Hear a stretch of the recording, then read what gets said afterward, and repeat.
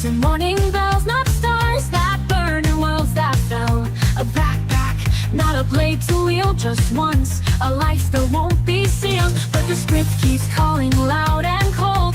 The threads of fate too tight to hold. I just wanna breathe, not play this part. Tired of running, tearing at my heart. No more lines, no more chains. I want the rain, not endless flames.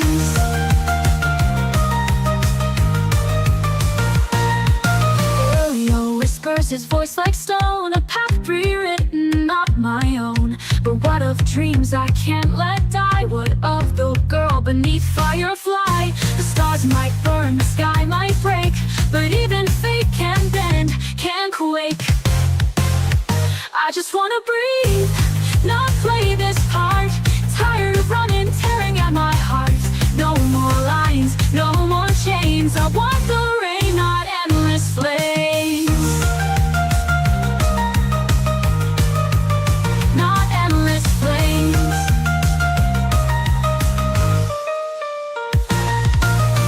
I just wanna breathe, not play this part. Tired of running, tearing at my heart. No more lines, no more chains. I want the rain, not endless flames. Not endless flames.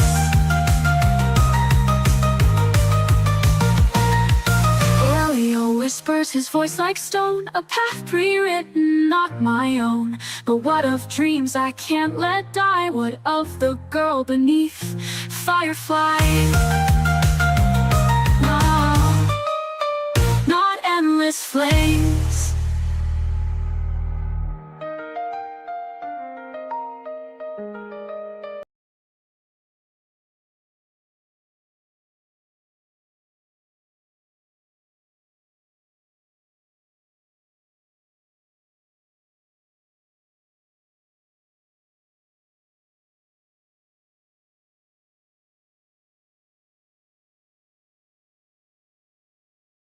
Oops.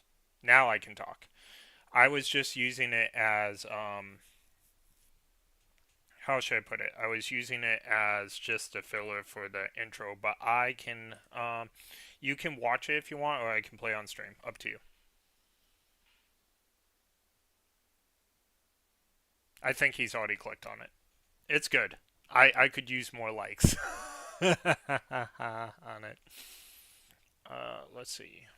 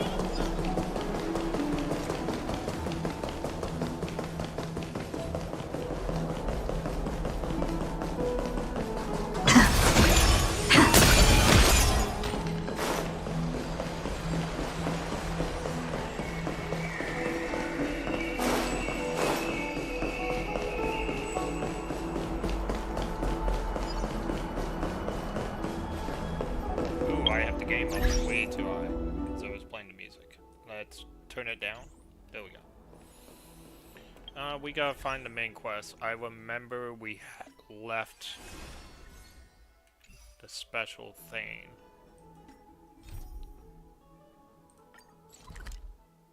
Nope. That's not it.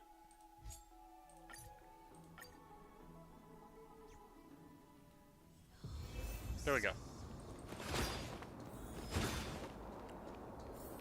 Also, in my last stream, I didn't realize you guys couldn't hear the thing.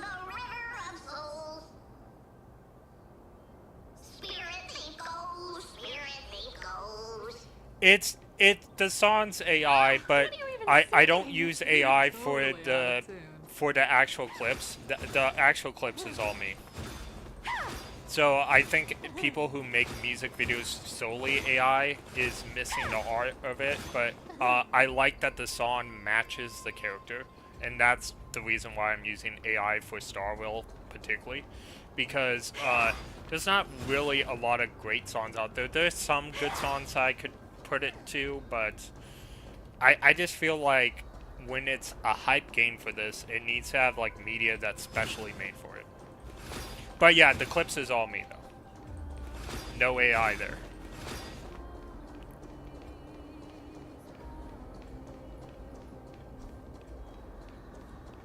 Okay, let's... There's a big guy guarding this place. Yeah, big and dumb. Just a pure lump of stupidity.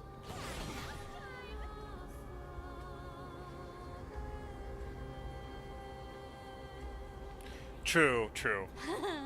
Look at its face.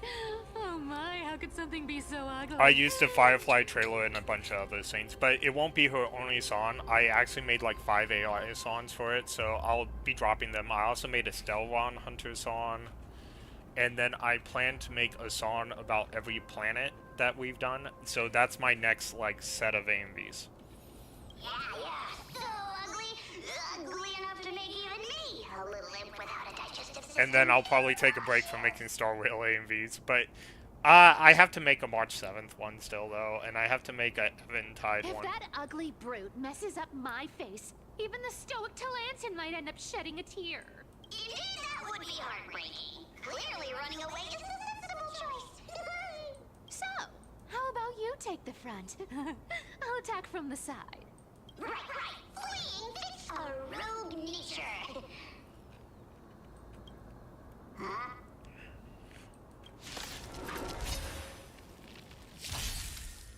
It smells of money. I'm pretty smart when it comes to computers. It took me a long time to get Firefly song just right. I went through 4 different AI song programs till I found one that I found suitable. And it's still not exactly what I wanted, but it's close enough.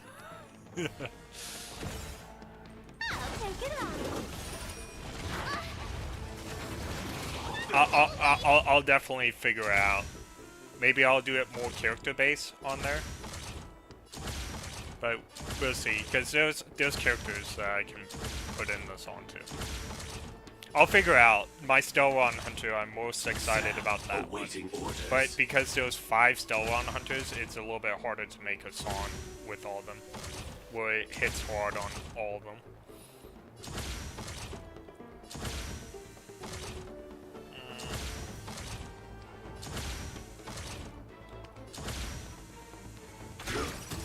You can't run. Like Firefly until everything burns to ashes. Here.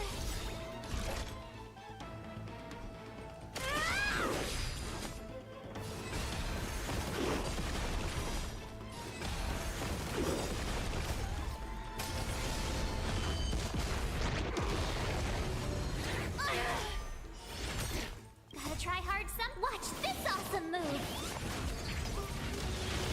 Don't fight, so You know what I might make first, though? I didn't say I was gonna do it in order. I might make the Peliconi song first. Firefly type fight. As long as you know what you're making, like inside and out, like story-based, you can make an incredible AI song for it, but you have to understand. Useless creature taken down with just a couple of hits. How boring. I'm talking while they're talking. It's not a good combination. But as long as you understand the material before you can make a great AI song out of anything. And I understand Peliconi like the back of my hand. So. Hey, Bartolos, are you still alive? Yeah. I mean, squeak. Look at you, all shaken up. Can't handle even this bit of action. Should be safe here now. Get to work. Aye, aye, boss lady Cypher.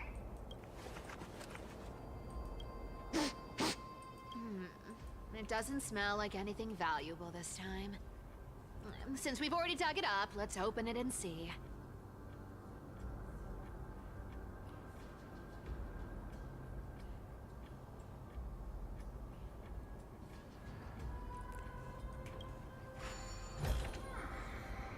Huh. Is this?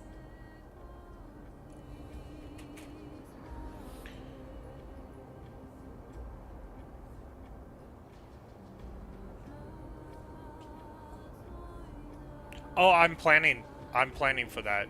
Yes. Also, there's a whole special music that Pelicone has. I might make more than one song, but I'm gonna start with one song. Ooh, this looks The idea is to make one song for at least every planet, and then multiple ones if there are multiple ones. The thing is, it's probably gonna take me a week to do all this stuff, because I gotta get the clips together and stuff like that. But yeah, it should be fun. They should come out well. Probably not. I've never seen or heard of anyone from Styxia and Akama. At least Dolos still has me left. Guess this city wasn't so lucky. It does seem unfair, doesn't it? Just because they were born in the wrong place, they had to face such devastation. Meanwhile, those in Akama, simply because they're supported by the world-bearing Titan, Yeah, the world just isn't fair. Speaking of the world-bearing Titan, Cypher, didn't you tell me once you used to be an apprentice at Kepali's Priestly Court? Huh? Did I? Yeah, you definitely told me, and I remember it clearly. Maybe it's been so long your memory's gotten a little fuzzy. Dun dun dun. Ah, right. I did tell you. It wasn't a big deal. I just snuck in with a bunch of mumbling priests and watched them do their spooky rituals around some glowing rock. Oh, and I figured out my 3.5 situation. I'm letting a trusted friend on my account. He's only going to do the cooking event once. It's fully releases, so no story stuff. I'm not putting him through that. Cool, cool. Well, I'm glad you got your event taken care of. I've been feeling bad for you, but you can watch my stream for the story. Honestly, I was only interested in the wallets of the old grandpas on the council back then. Don't remember much else. It's been what? Nearly 1,000 years? Oh, I see. But you in a priest robe? No, that's hard to picture. Who asked you to picture that? Besides, priest robes from 1,000 years ago were nothing like the ones today. Right. I didn't think about that. I was just curious if you ever overheard anything interesting from those priests. How ridiculous. Come on, let's head to the next spot. Maybe a DU reset and claiming the weekly 10 special passes, but hey, I ain't gonna buy off more than I can chew. He's already doing me a big favor by playing the event for me. I agree with you. Don't put too much on your friend. I do have a question though. Is Eventide coming out next patch? I think she is, right? March 7th, true form.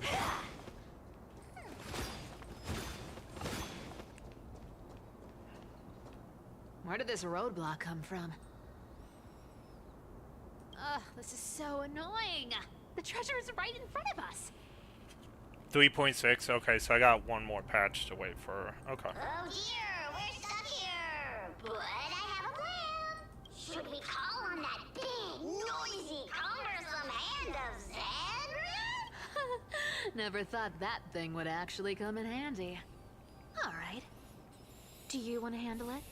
Leave it to me, boss. I don't need a controller. After all, you know.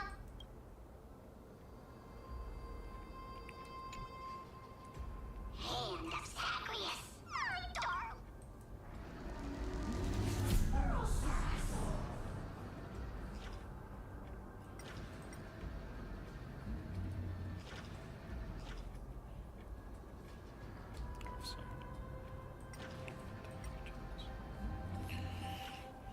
Um, is Harrison's and Kafka then sooner in Civil War for... Oh, Kafka is coming out. Okay, Kafka will be mine. I'm saving up my points now. That's well worth it for me. I would love the Kafka.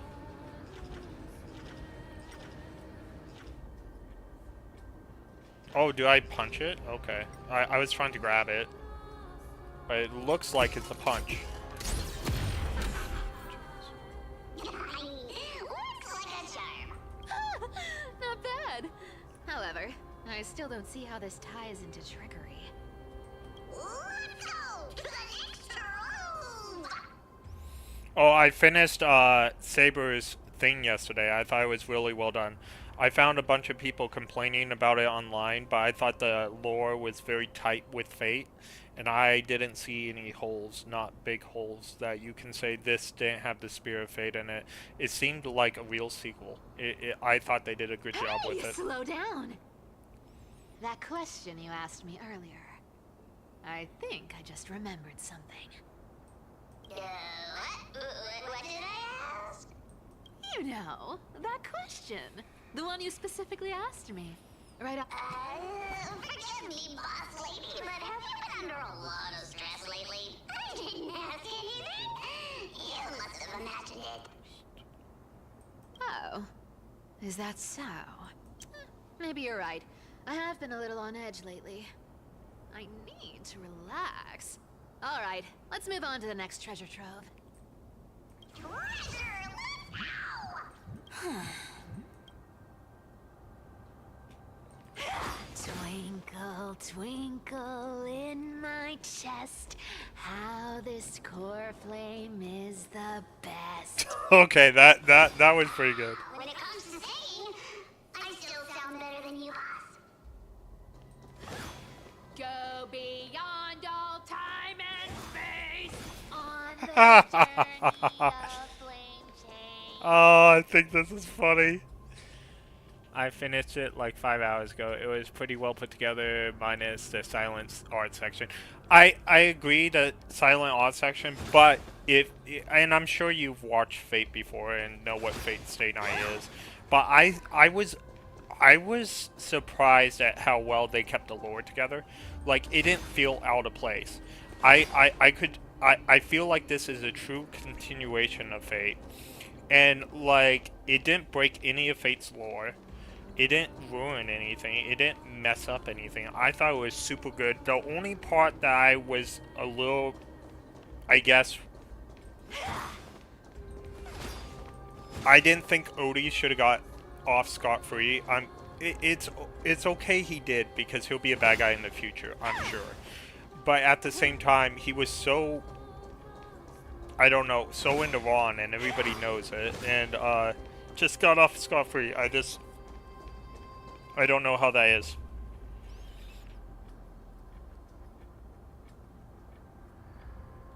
Cypher's voice is great. I think Cypher's voice is particularly great. The little scening we got, I think scening is great. I don't care for Cypher as a character. The whole cat burglar thing has been done before. But I like her super speed effects, and I think her voice is really good. We can't really do anything to Bro. He's been alive for so damn long. He has enough money to buy off the court case. Yeah, but I don't know. I feel like it should have been something better should have happened to the Pinnacle. Like, he barely gets away or something, and he persuades the court. I think we should have saw more of that, but again, I might be asking for too much here. The lore was tight. I loved how Saber actually destroyed the Holy Grail at the end, and we commanded her to do it. And this was the one time that, because if you watch Fate Zero, she was forced to destroy the Holy Grail when she didn't want to. Like, she was basically crying when she was doing her Noble Phantasm, and seeing her, like, wanting to do it and destroying the Grail was great. I thought that was a great,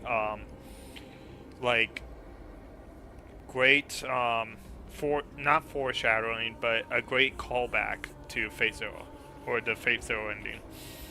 Like, I really liked it. I don't know what everyone's complaining about, to be honest. I thought it was great, and me being a huge anime fan, Fate Stay Night is my 11th favorite anime of all time. And I would be the one calling it egregious if they even got one, like, small thing wrong. I'm flabbergasted that they didn't. Like, I was very happy with the collab. This scent feels like something incredible is buried here. Incredible indeed. If even Fox Lady said so, how could I not be excited? I'm gonna have to make a video responding to the Fate controversy, because I thought the Fate collab was great.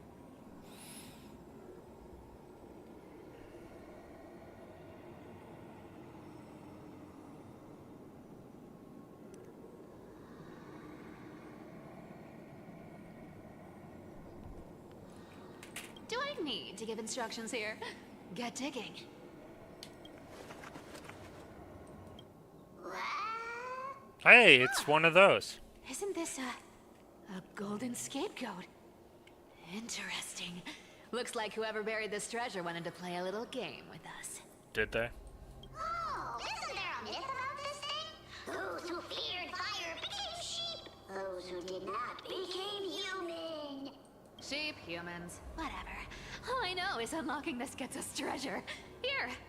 This honor's all yours. Okay, here, I really want to read this. So Fate fans like the collab, so like me. Her fans didn't because of knowing where the assets used for the event came from. Oh, HSR fans. I thought you said her fans, and I was like, okay, I need to read better. Recycling Herta Space Station and Endless Elise definitely butchered that spelling, but most of the reviews are neutral. Okay. So Fate people are very happy with the collab, but HSR fans in particular are not. Okay. Puzzles and tricks are right up my alley. Just leave it to little old me. I don't know. I think reusing assets, if you reuse them in the right way, is okay. I really do. And we got to visit Sable's ward for a little bit. I would have felt a little bit better if we could have walked through her hometown or something. But I still thought it was great. And even if you reuse assets, that's fine, because that means they put more thought and time into the actual story of the patch, which came out. I don't know. I don't think they should. With events, I expect them to reuse content. I think events should, for the most part, reuse content. Depends on how big of a team they have. I don't know if you heard about this, though, Topside. HSR is about to get bigger.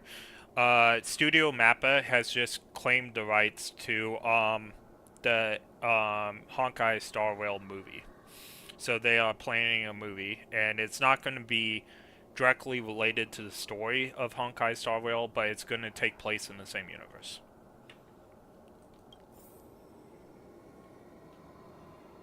Well, we're definitely going to do this.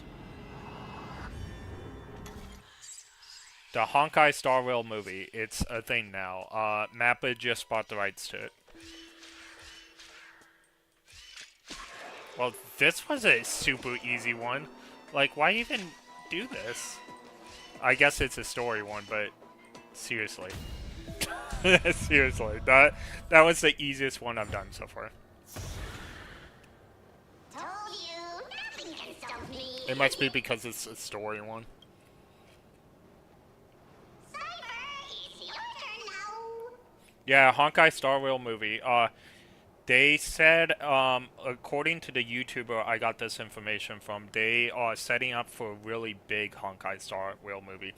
They said they're going to try to rival and dethrone things like, for the greatest video game adaptation to a movie.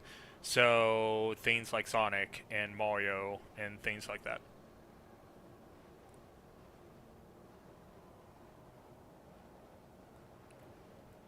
Oh, yeah. So the Genshin anime isn't even out yet, from what I told, because one of the comments I read about the Starrail movie and the YouTuber, they said, HSR movie before Genshin anime, question mark.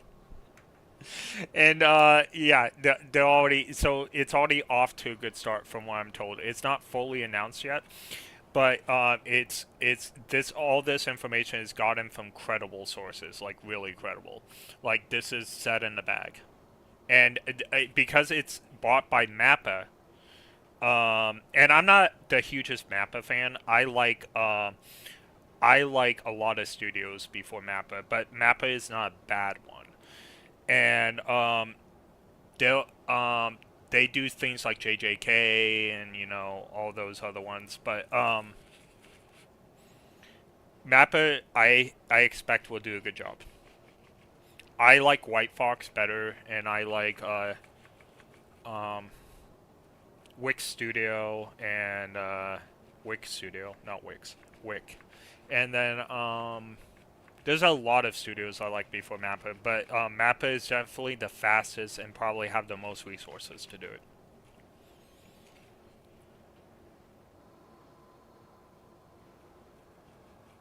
Oh yeah, Genshin on Nintendo release was never. Stop. You're right. Stay there, and don't turn around. Huh? What do you mean? I told you. Don't move.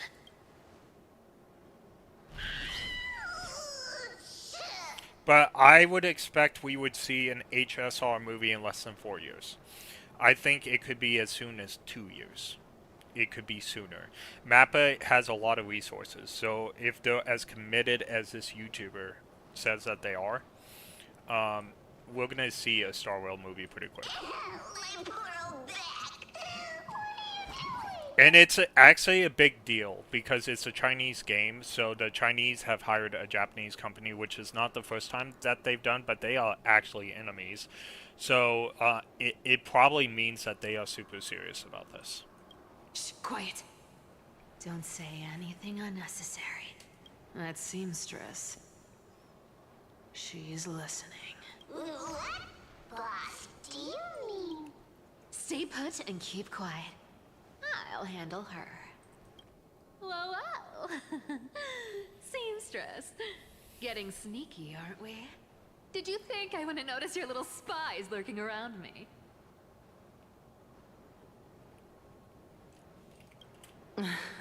As time passes, I find myself leaning more and more on blind luck, with only the power of this little nymph. Naturally, I couldn't slip past your sharp eyes, Cypher. Yeah, Agla is in trouble. Just like Genshin, okay. First playing the game so they understand everything, then making a good adaptation, and then deciding to factor picking which MC gender to use, and remember to use a canon name. Well, I don't think it's good. So this if you're talking about the HSR movie, from what I read from it, is not following the MC. It's not following any storyline that Honkal Starrail is currently doing. They are making it's going to happen in the same universe, but they are making new characters and new things. Might even be a different time of the Nameless. Like they might have Mikkel, the watchmaker, or something like that. I'm just saying, it's not going to be our team. It's not going to be our story. Even if you could, it's in the same universe, and it's probably going to involve the Astral Express. I would still be able to see through your disguise. A Goliath. But not our team. Some other team that was on the Astral Express. You've gone to such lengths to spy on my every move. What exactly are you after? I've told you before, you don't need me to succeed. Why don't you just let this go?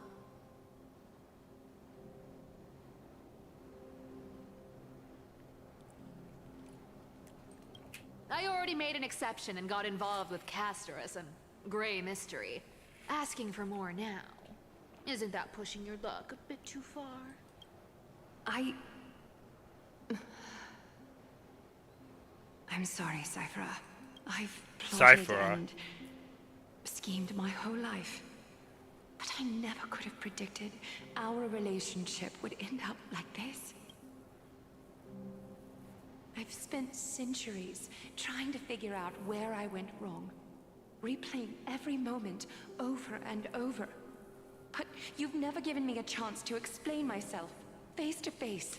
I'm thinking it could be a time period before us, because there are countless nameless that have boarded before us, and you can't have Star Whale without actually having the Star Whale. Now, there is another option. They could have a story about people who live in the same time frame as us, but aren't nameless. I don't know why they would do that, but, you know, they could do that, and then they could introduce them to the game later on, but that just depends on what they want to do. If I was the director of Star Rail right now, this is what I would demand to happen. We do a different time frame, we do something in the past, right, with a different nameless crew. Make the story legendary, like something Final Fantasy would do, alright? And then after we do the movie, we go to a world where they visited, right, in the story of our game. And we see their memories, like in the movie, but we see their memories, we get to know about them, and like the ghosts can't pass on or something. It's some kind of crazy story. And then we'll be able to, you know, collect the characters or whatnot, but this crazy story that ties into the movie somehow. I think that would be really cool. But it just depends what they wanted to do. Don't talk to me like that. You know I can't take it.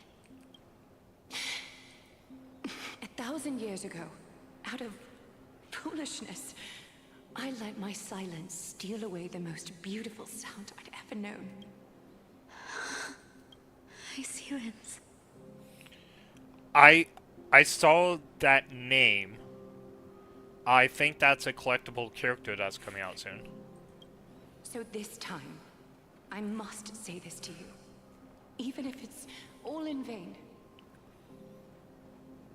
I need you, Cyphera. The Chrysos Heir's mission needs you. The finale I've delayed for far too long. It's finally here. Whatever resentment you still hold against me will fade once I'm gone. Please, come back to Akama. I'm begging you. Without you, they don't stand a chance. I'll think about it, seamstress. But stop watching me. Unless you want to lose me for good. Don't worry. As much as I'd love to hear your voice again, to see your face, it seems that chance will never come. Goodbye. Oh, I wonder if Aggie's gonna die. Cyphera. She's in trouble right now. She's been ganked up on by the cleaners.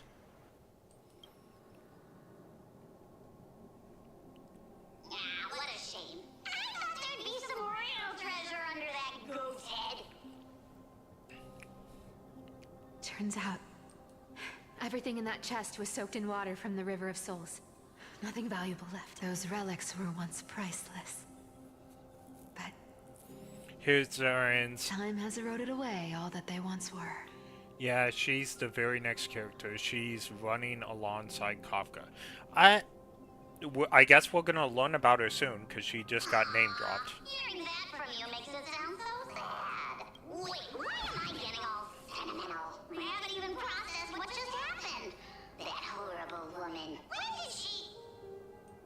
Oh! If you see her, let her know this.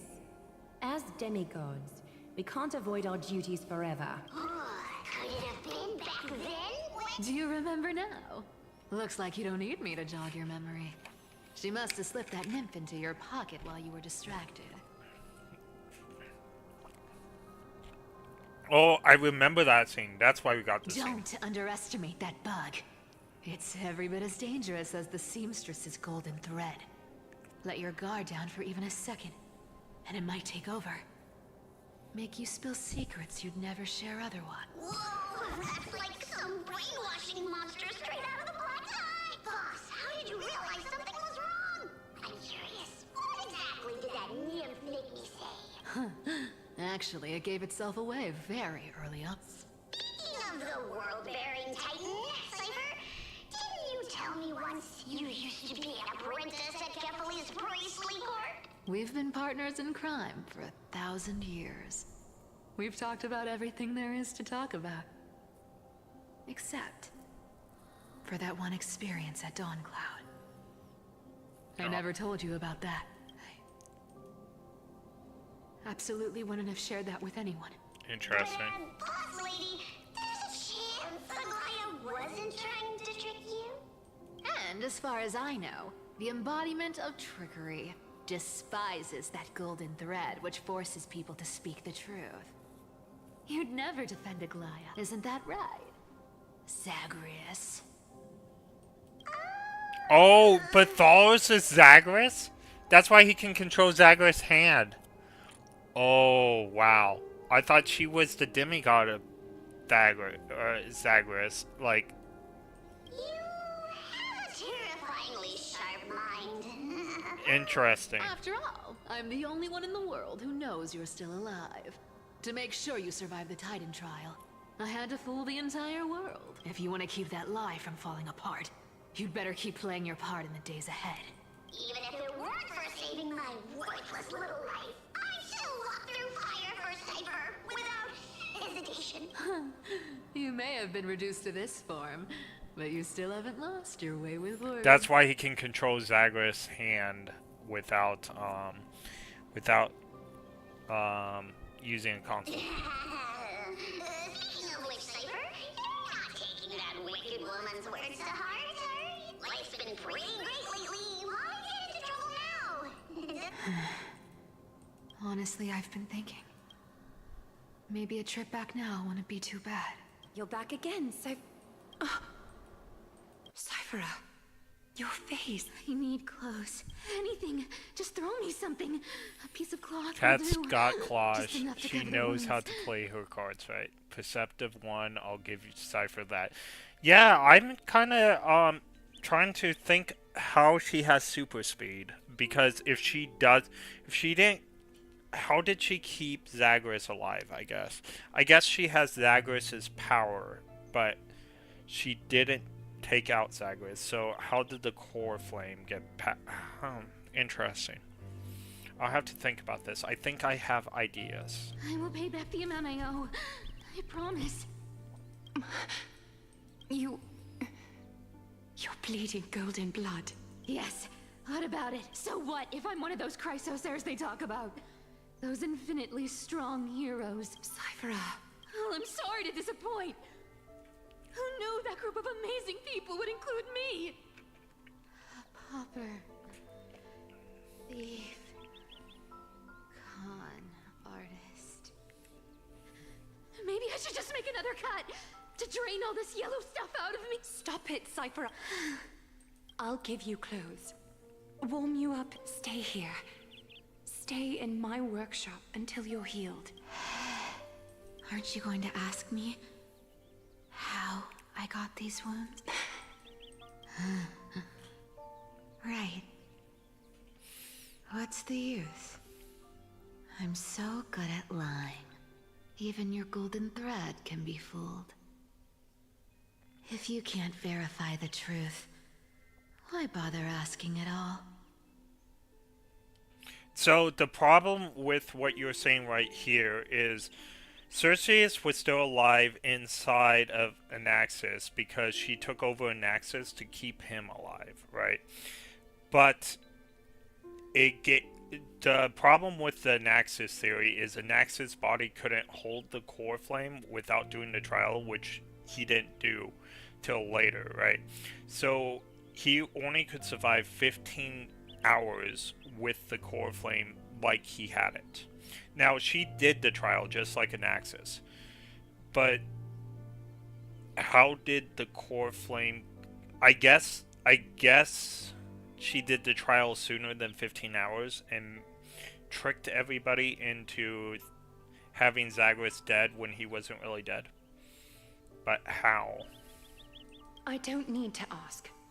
Nor do I need to use the golden thread. I know everything you do is for survival, at all costs. So how did they separate the core flame from Zagreus? That's the... Stay here. You won't have to deal with the cold or go hungry again. Stay by my side, and you can start putting yourself back together. Aren't you worried I'll ruin this place's reputation? Or that I might sneak off with your precious clothes and... I wouldn't have invited you if I were worried about those things. You're weird, seamstress. You know, they say a child who often lies remains a liar for life. I've tried not to become a liar, but honestly, it's just too hard. I'm close to giving up. What makes you think I won't disappoint you? Because I can feel it. Not with the power of a demigod, but with the heart that beats in my chest. You love this place. That's why you keep coming by, but also why you hesitate to stay longer. After taking over Nestia's divine authority, I became used to letting the golden thread distinguish sincerity from falsehood. However, the mission I need to complete requires me to learn to trust and rely on my heart. Cyphera, you're an honest thing I've given to this world. And also a challenge the world has given to me. That's actually a good line. Stay here with me. You have a beautiful face that deserves better than to be covered in scars and grime. You know what? I don't know enough about core flames and titans to make assumptions on how this may be possible. I have some theories, okay? So, theory 1, alright? Zagreus gave the core flame willingly, like, ripped it out of his chest and gave it to Cypher, alright? And Cypher agreed not to kill Zagreus. And because Cypher had the core flame, Zagreus is dying, right? She completes the trial, and then she uses demigod's powers to make Zagreus into a spirit. Or he rips the core flame and goes to the spirit souls, right? Thanatos. Thanatos could not send the dead away. So with Zagreus not being able to be sent away, Zagreus became a spirit. And because of Zagreus' power, even without the core flame, it was able to leave the River of Souls. I think that's most likely. You've got a way of talking that's hard to follow. Of course, Cypher was the only one that knew Zagreus was still alive. All right, let's make it a deal. You have 1 day to change your mind. Once the action hour passes, there's no turning back. So the child didn't complete the trial, okay? The adult completed the trial. You have to remember the other than Trini or Tribi, right? The demigods don't really age. So what Cypher looked like 1,000 years when she completed the trial is what she looks like now. So she was an adult when she walked into the trial.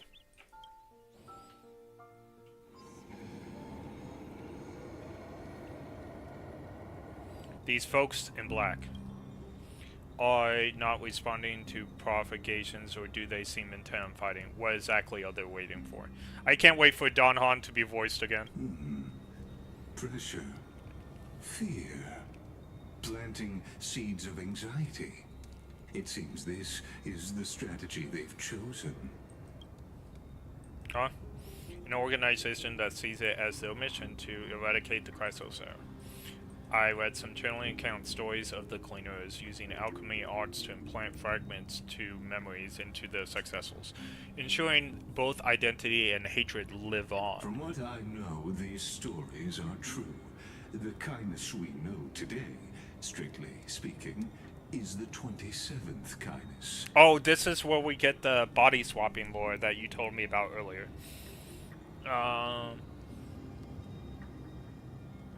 4 more days, just 4 more days till they add his voice. Yeah! And then they'll go back into the story and fill his voice lines more. Objectively, the rise of the cleaners was both inevitable and necessary. Yet, their ruthless and twisted methods earned them nothing but disdain and condemnation from history. Even in these crumbling Oh, I should have read that for everyone. times, there are always... We got this, so, Donald. And still they endure an organization persisting through time and now working tirelessly to obstruct the flame chase. Are they terrified of the Aeronova the crisis here strive for? Always those who find ways to profit from the chaos, to ask the vested interests to abandon their status, wealth, and ambitions in this world for a distant ideal, may be no easier than creating a miracle. I wonder where Amelia is now. If they're targeting me, she definitely won't escape their notice. I hope all is well. Is that Lord Kratos? There you are, Lord Donghung. We couldn't reach you on the teleslate, so the Holy City Guard almost assumed you two had met some terrible fate. You pests crawling in the shadows, back off. Your plot ends here. You played your hand. Run while you still can. It might be your only chance to survive. Stay away from Akama forever.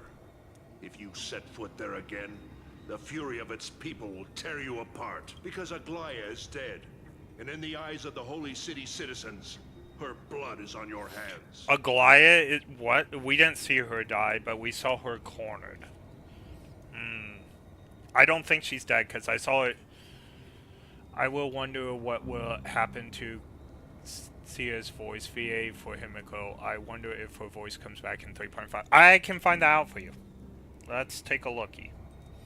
I wonder too, because I liked Himiko's voice, but she's not as important as some of these other things. Okay, let's take a looky. Google Himiko voice actor, English voice actor.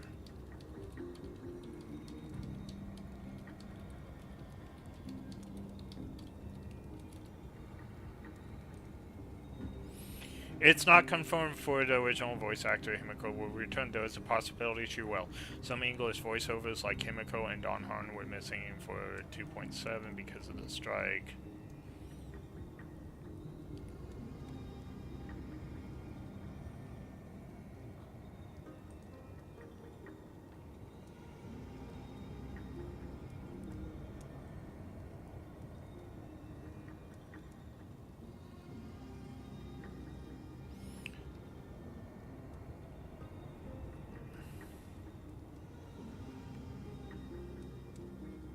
Okay, I'm guessing that they're still in talks with her. So, we don't know.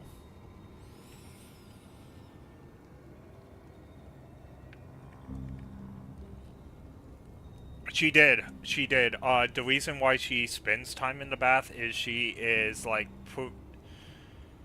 basically the demigods are basically playing with their fate, like, challenging their fate by, like, running towards their death versus thing. That's why she lives in the baths. But we didn't see her death, so I'm skeptical because we didn't get a cutscene of her death or anything. We just saw her cornered, and you know, ominous that she won't see anyone again or whatever, or her time has come. But we didn't see it, so I'm skeptical. I don't think an important character like a Goliath dies off screen. I just don't think so. Looks like she was wrong about you. She? Are you talking about the mastermind behind all of this? Well, she thought you were weak. She believed that even when you were facing the evil that you claimed to oppose, you'd hesitate to strike. Misinterpreting mercy for weakness shows how arrogant and foolish your master is. They're still alive. With proper care, they'll pull through in a few days, but I must warn you. I haven't fought a human in ages. I can't guarantee I'll always be able to hold back. They're lucky they're still alive. If you feel as lucky as they are, try me.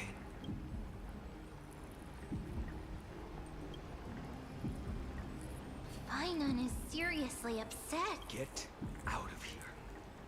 Don't show your face around us again. If your I'm just master gonna wants keep to my stop mouth the shut flame on the chase fates journey, of she better bring an Amphoria's army characters. that makes Kremnos at its peak look like child's play. Okay, so I'm curious now. I am farther in the story than you, by far, at this point, right?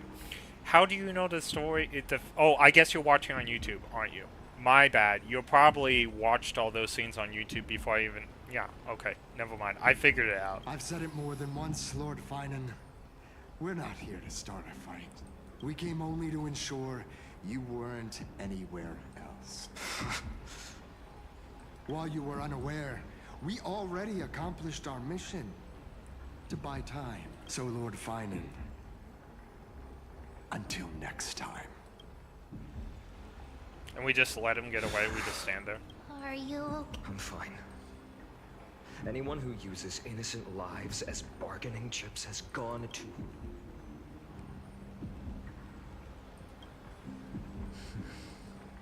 I guess the opposition within the Council of Elders is still desperately fighting to obstruct the flame chase.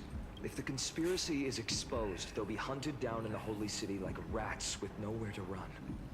No matter where they are. Why, tell us, Lee.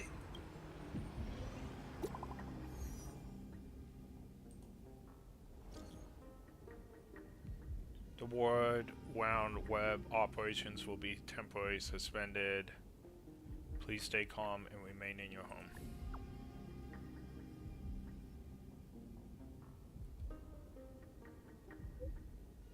Local golden thread enabled for emergency internal communication. Lady Goldweevil deceased. Please return to the Holy City. I know it's hard to believe, but please come back soon. On my way.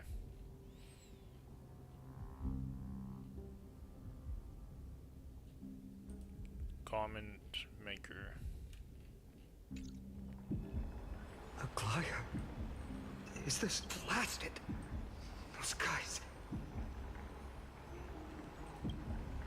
I've heard from more than one person. It doesn't seem like a joke. Stay calm. This could just be one of her schemes. I won't believe it. Finon, what should we do now? Stay on course. I'll contact Treeby and ask her to keep the citizens calm. We'll hurry back to Akama as fast as possible and assess the situation in the city. If we run into any enemies along the way... From what I've seen in the trailers, and I don't know if it's true, this is just my guess, but I think Finon will turn evil. And I saw him blasting meteors on people before. I actually thought he seemed more like Gilgamesh when I trialed him earlier, so... I did get the chance to trial him, and I really feel like he was evil, so I expect Finon to turn evil somehow. And this might be it. Cartonis? Hmm? Oh, you're forging a sword for Finan, aren't you? I haven't seen you wield the hammer in so long. I couldn't help but be entranced by the sight. You, a glide in this form, you come to me. It mean... That's right. At this moment, my physical form is already shattered. My journey as a human in this world has come to an end. Okay, yeah, I feel like... So I trialed Finon because they had a trial that you could do on the... Not banners, but the Travelogue. And when I played him, and this was about a month ago, right? Like, probably a week or two after I started playing, a friend of mine was all like, try Finon, like, take a look at him. And I trialed him, and I was like, this guy seems like Gilgamesh. And I even said that on stream. And I was all like, when I met him, you know... What, we've been here for a week and a half or something. When I met him a week and a half ago, I was all like, this doesn't seem like the guy I played, so he's probably gonna turn evil. And I've been thinking that the whole time. And then, you know, there's a whole picture that the suns will fall and stuff, and he's literally on it, so. It's time to fulfill our pact. And that was the 3.4 Of picture, right? course. So. The pact. I haven't forgotten. So Aglaya is technically still alive. Her physical form is shattered, but she's like these bugs right now. I guess they'll wear off eventually. The thing I entrusted to you. Do you still have it? Far too plain this vessel is. Not worthy of you. Do you still insist? She's gonna get a vessel. See, I told you I didn't believe it. I insist. Over the past 1,000 years, every piece of fabric I've worked with has been tainted by my cold divinity. It's made me hate their colors, texture, and scent. This ornament stands apart. It was a gift from a child. Oh, it's the gift She she was pure accepted. and kind. Oh. I often wished my childhood could have been like hers. How to say goodbye to everyone? Have you already planned? I'm afraid there's no such detailed plan this time. I deeply regret not being able to say farewell to them. The moment has come. My departure will give them one less thing to worry about. Okay, but you lose This your parting gift should physical help form. ease the Doesn't regret that of make such a you sudden dead in goodbye. a sense? Physically dead, but not spiritually dead. I think there's a huge difference. In real life, there's a huge difference. Yeah,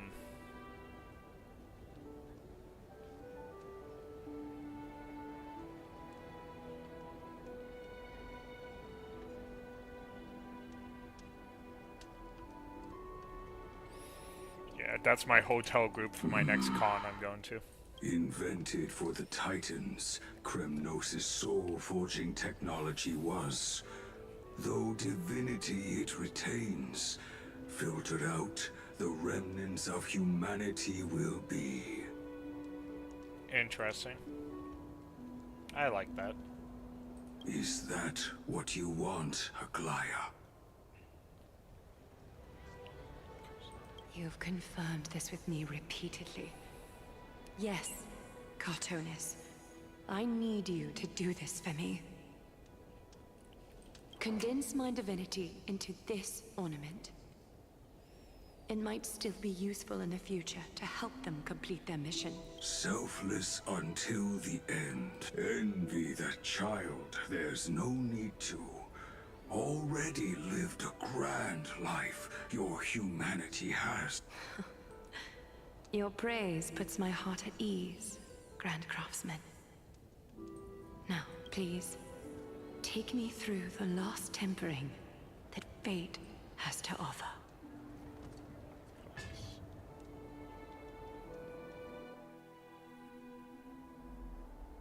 The city is silent. And tension is building with every passing. The news is probably spread by now. Every household is locked up tight. And all the market stalls have closed down temporarily. Yep. We need to take care of this, Counselor. I can't imagine how she could have been taken down by a handful of assassins. Not me either. Unless it's all a part of her plan. I find it hard to believe that the demigod divinity can be put into a bracelet and not shatter it. I don't find it hard to believe. It's probably hard on the human body, but you have to remember the bracelet is an inanimate object.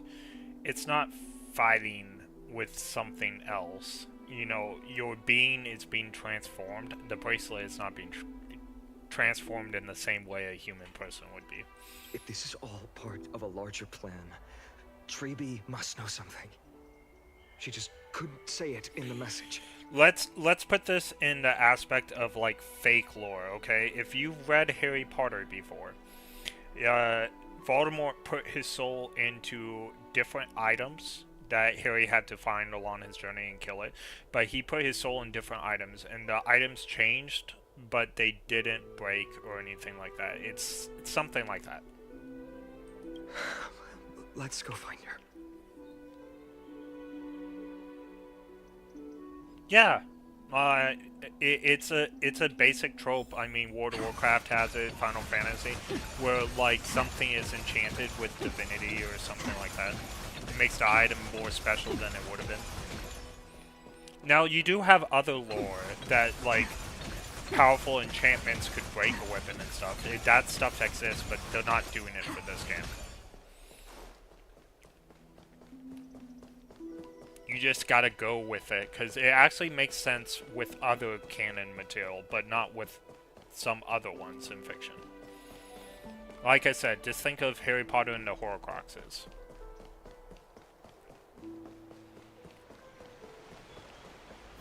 Dan Heng came back before us.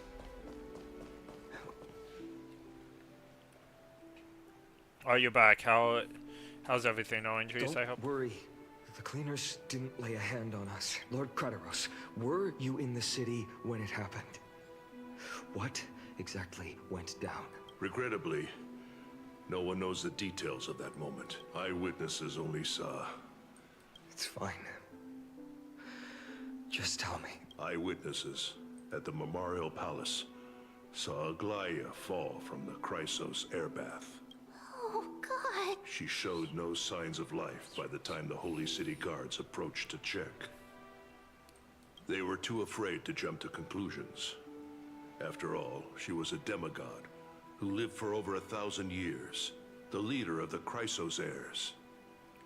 Most citizens of the city believed that death couldn't touch her. She was pierced through the heart by a uniquely crafted dagger. I saw it for myself. It's one of the weapons carried by the cleaners. No, that doesn't. The ones who appeared in the Grove and those who confronted Dan Heng in the Abyss didn't immediately resort to violence. They were just watching and trying to intimidate. They didn't have any reason nor the courage to attack Aglaya. Speculating blindly won't help. Let's go find Tribby, as she understands Aglaya's mind best. I'll stay here to lead the guards and maintain order. Find out what happened, but don't take too long. With Aglaya gone, someone has to take her place and lead Akama. Also, Miss Hyacinth was the one who declared Aglaya dead. You might want to speak with her. Thank you, Lord Krateros. Golden thread will lay the Savior's Baths fate. are empty. Of course the baths are empty. Why would...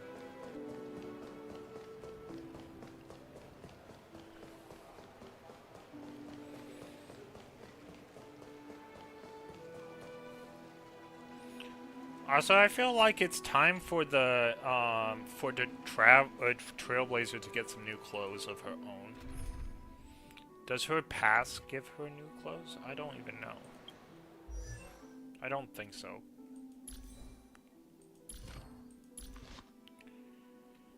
Nope. What am I doing? I have to go down here, switch. See, not new clothes. She needs new clothes. Why is she not getting any?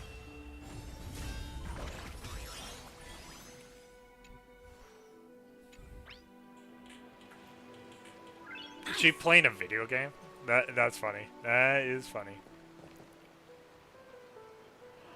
Where's training and all of this? We hear a lot about Tribby. Tranny is not in danger, nor does she have the willpower to lead anyone. She's kind of really quiet. Remember, Tribby is the one that's using the Sentry Gate now. She's the one on the chopping block. But also, Trini is very quiet and doesn't really come out unless we need her. It's in her character, but she wasn't even prevalent before till her till training stuff. Hyacinth. You're back. We heard from Kratos. Are you alright? I'm fine. I've been staying close to Lady Treby and Lady Trinan after the incident. It's great that you could come back so quickly. They need someone with them now. Yes, we witnessed her final moment. I tried to treat her immediately, but even the sky's blessings declaring her death was the hardest thing I've ever had to do as a doctor. The fit is too iconic. It'd feel weird if we change it. And besides, the only redesign I've seen is Stella with a ponytail, which I think was a mod. I'm not too sure if the ponytail Stella is real. The fit is too iconic. I don't know about that. I've never liked the outfit. Maybe the guy looks better, but I've never particularly liked the outfit. Should Amelia will something ultra girly? I don't think so.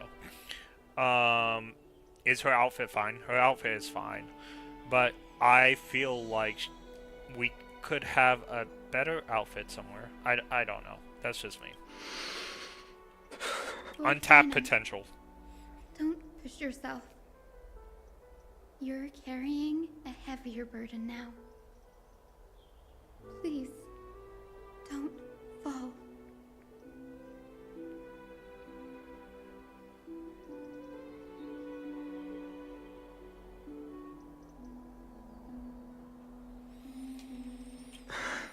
It's fine. I can handle it. What I've lost is a mentor and a comrade in arms. But for Treeby and Treenan, they've lost a 1,000-year-old bond. Like they're losing a part of their lives. You should rest, Hyacin.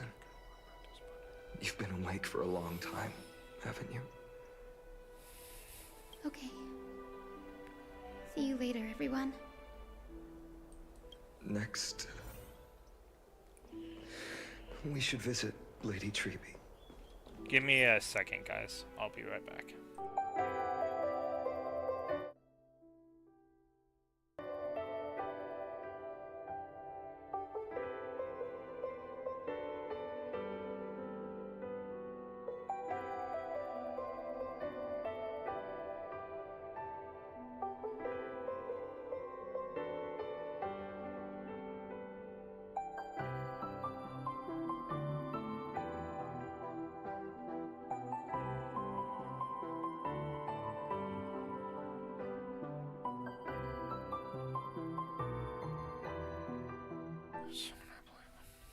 Alright, I'm back. Okay, so not many colors we can work with. Objective is neutrality best, done with colors gray and white. Yeah, but I feel like we could have like a dress option or like I don't know. I don't think the outfit is terrible. Don't get me wrong. I just think that there has to be like something out there that you could make as an option. That doesn't mean you have to wear it.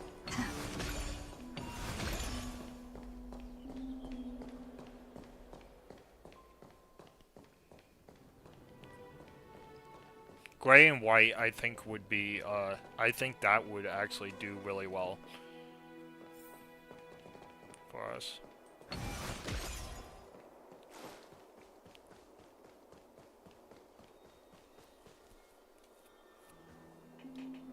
Snowy. Little Gray. You're back. Lady Treeby. Snowy, don't. Please don't apologize to us. You went to the grove to prepare yourself for the threats to Akama. You didn't do anything wrong. So don't be hard on yourself. We were always by Aggie's side throughout this long journey. So we understood her thoughts better than anyone. She knew she wouldn't see the end of the Flame Chase journey. Yet, she gave everything without hesitation. The only game in the Hyo series that has the main character skins is Zenya's, and they have 2 of them for season 2 and Summer Skin. Interesting. I got recommended to play that one, which is interesting. They said if I like Starrail, I should play that one.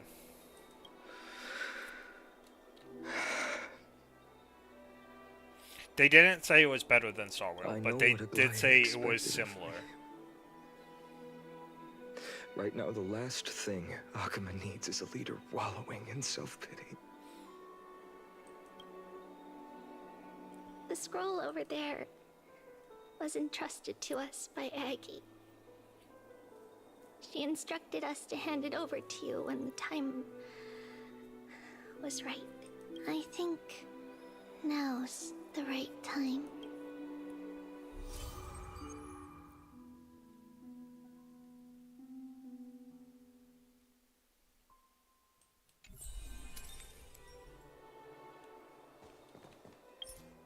Okay, so we can't go inside, but alright. Bainan, my humble student, my trusted colleague.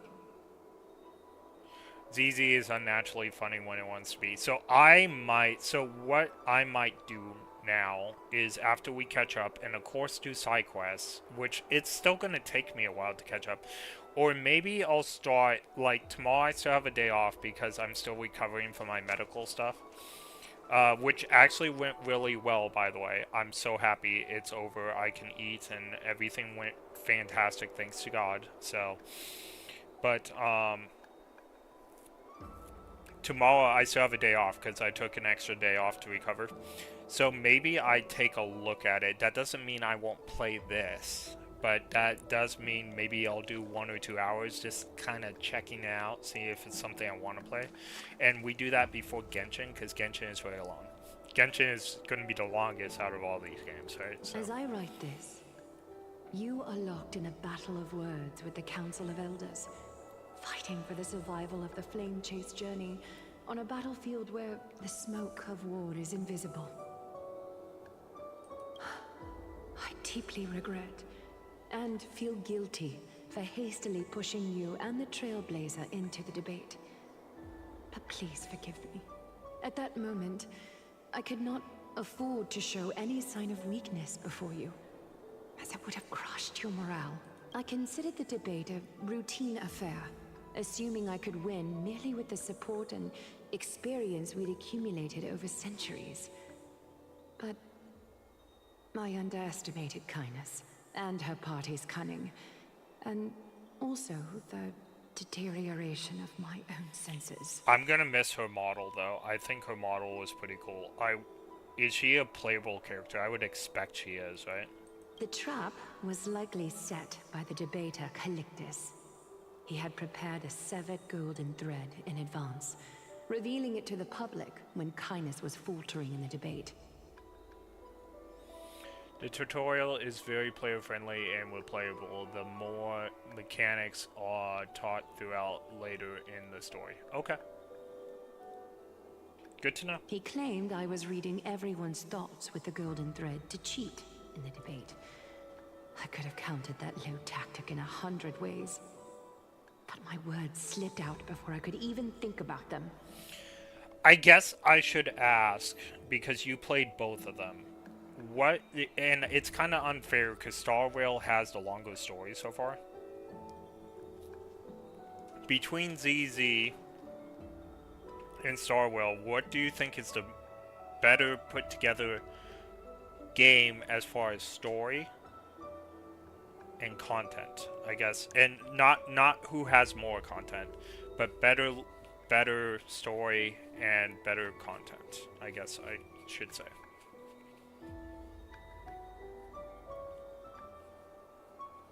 I can't answer because I never played ZZ.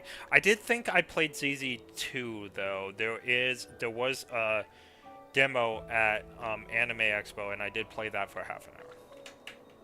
With deceitful scoundrels like you in the crowd, I have no choice but to rely on the golden thread to keep watch over everything in this holy city. You can imagine the reaction that comment provoked. At that moment, I felt my time was running short. The divinity in this body might be eternal, but that is not the essence of me. I am a daughter of humanity, born of my mother, and I will die as a human. Realizing that my humanity was fading, I began to plan my exit. What kind of departure would not waste such a belated death? I have yet to find the ideal answer, but I knew I couldn't simply fade away in my sleep like anyone else. The serpents have always lurked in the darkness, terrified of their heads being cut off by the golden thread. If my departure were to be calm and uneventful, it would only lead to a swarm of those serpents emerging from their nests. Regrettably, a peaceful death is a luxury I cannot afford. I must feign weakness, deliberately, to make those serpents lose patience and act rashly. Just as they think they've struck and sunk their fangs into my heels, that's when I'll strike back. The blaze soaring into the sky might sow fear and confusion, but I have no worries about people losing their way. After all, Akima still has you to guide them, Finan. You're not perfect, Finan. I've witnessed your confusion, recklessness, and deep sensitivity, dawn after dawn. The heavy burdens of your past have always weighed you down, yet, in your way, you are perfect. You embrace everyone's imperfections, always ready to find the precious qualities hidden beneath their rough exteriors. Unconditionally, that might be what sets our Sky Father Kefili apart from other deities. They recognize the imperfections in their creations, yet still choose to shine their light on them, offering protection with unconditional love. Finan, while you zealously pursued strife, believing it to be your destined path, from the very beginning, my thoughts have never changed. You are the destined world-bearer of Amphorius, the gate to Amphorius's future. I'm gonna lean towards ZZ. Oh, wow, that is a surprising choice. Okay. Let's hear your reasoning. I'm gonna lean towards ZZ for one reason: you can understand everything that's going on as a new player, because the words Aeon, Annihilator Legion, and other stuff gets you thrown off. And it's like HSR, what is going on? What is that? What are they talking about? What does this mean? Who is that? So I've never had a problem with HSR as far as like not understanding the lore, and maybe it's because I've watched TV all my life. I've seen almost every sci-fi show that's out there. I mean, I'm even a huge fan of Stargate SG-1, right? I've watched more anime than maybe anyone on Earth. That's a maybe. I don't know for sure, but I'm in the contention. I guess these foreign terms like Annihilator Legion and Aeon never got me flustered, and maybe I'm the exception, right? So the Aeon sounded very much like Final Fantasy Aeons, which is from Final Fantasy X. It's the summons that they call, and they function very similarly to the Aeons in this game. Or they pronounce them Eons, but I just say Aeons because that's the Final Fantasy term. Who I introduced to it got instantly confused as he started. Okay, well, I'm forcing my friend Dux to play, and he's like dragging his feet right now, but I'm gonna force him to play, and we'll see if he can understand it. But I got him to play Danganronpa, and he ran away, so I don't have a lot of faith. Go. Complete the flame-chased journey of the prophecy. Ignite the stars, and inspire hope in the hearts of humanity. I will be waiting at the end of the West Wind, looking forward to the miracle you will create. Aglaya, how could I possibly be worthy of the burning torch you've passed into my hands? If ZZ is incredible, though, I'm looking forward to it, because I'm blown away. I never liked gacha games, and I never thought a gacha game could be like this. If something is better than Starrail, fantastic. I'm gonna play it. I'm gonna play every Holyverse game, except for maybe Honkai the Third. I guess that's the oldest one. If it gets much older than Genshin's graphics, I'm gonna have a hard time like zoning into it. But Dolang, can you do me a favor? But we are sticking with Starrail no matter how good games are, because this is already in my top 5 games. Like, I don't believe a gacha game is in my top 5 games. The story in Honkai Starrail has blown me away so far. I like Bellabog as a starting out point. I really like the Lawfu place, even though I thought I wouldn't. Pelcony blew me away. I was excited for Pelcony, and it blew me away even more than I thought it would. And then this has been good. It's not as good as Pelcony, but it's better than the Lawfu. But again, I think the Lawfu was great. Maybe everyone's upset about Amphimorpheus, just simply because it came after Pelcony, and I can't blame them for that. But the Greek god lore, I can eat this up all day. The Greek mythology stuff, I'm particularly, like, it's tailor-made for me. If this came before Pelcony, I would be shouting its praises. Please, Other than... deliver a message to Lord Craterus. Okay, just a sec. Have him gather the Holy City guards and the Kremnoans to spread the word from door to door. At the lucid hour tomorrow, Finan will speak at the Marmorial Palace. Okay, so I get what you're saying. For new players that haven't played these type of games before, ZZ is a better introduction. But Starrail as an overall product is better. I gotcha. I can see that. Urge everyone who has concerns about the Holy City's future and the Flame Chase journey to attend this gathering. Tell them hey. Aglaya has left Amphorius. Hey, Hale. How are you? Amphimorpheus gets better later on. I agree people are upset just because Pelcony was so peak. I agree with you. Nice seeing you too. Yeah, I think that's the reason. I've only played Starrail for 3.5 weeks now. I played right after Anime Expo, and I'm so surprised. I was all like, I'm gonna play this for a day and throw it away. No, I think this game's fantastic, and yeah, I am a new player. I've literally been playing for less than a month, and I got this far, but I've loved this game ever since I started. So, I'm a huge anime guy. HSR is the addiction, yeah.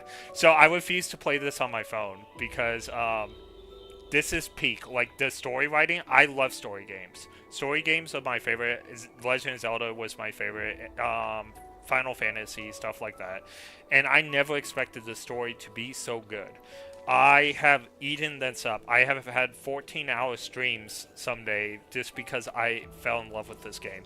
This game has entered my top 5. Like, I even on my first stream of this, I said, I'm probably going to throw this away. I'm not into gacha games. I'm only playing this because I heard I could beat it without spending money.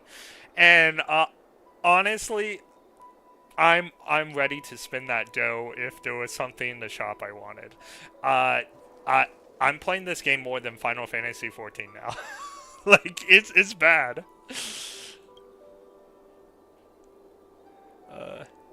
I did buy Firefly's school uniform. I could not... Like, Firefly was one of my favorite characters to go through this, and once I found out she was the Stellan Hunter, I was all in. So I was like, bam. School outfit mine.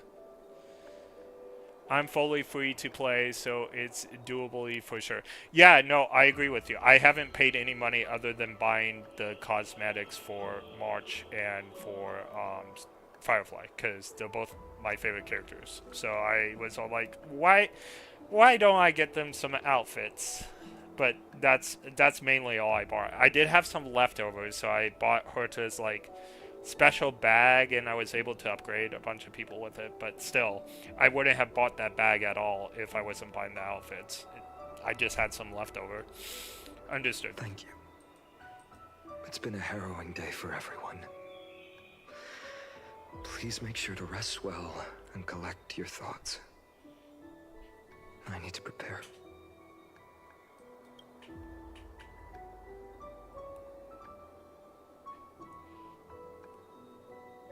Alright, yeah, so this game is pretty peak, so I'm Cortonis. very happy with it. brings you to Memorial Palace? I plan to get everything settled before coming to see you. Is there something urgent, Cartonis? How are you holding up, I wanted to see. Better than I expected, you seem. Actually, I started making some AMVs on my YouTube. Because There's no room this for game doubt is so anymore. peak. It's time to take action and show everyone that the leadership of the Chrysos heirs is still strong. In fact, let's go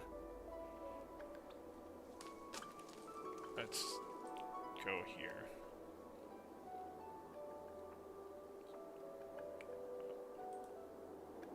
Bound by cosmic railways, hearts that beat as one through the void.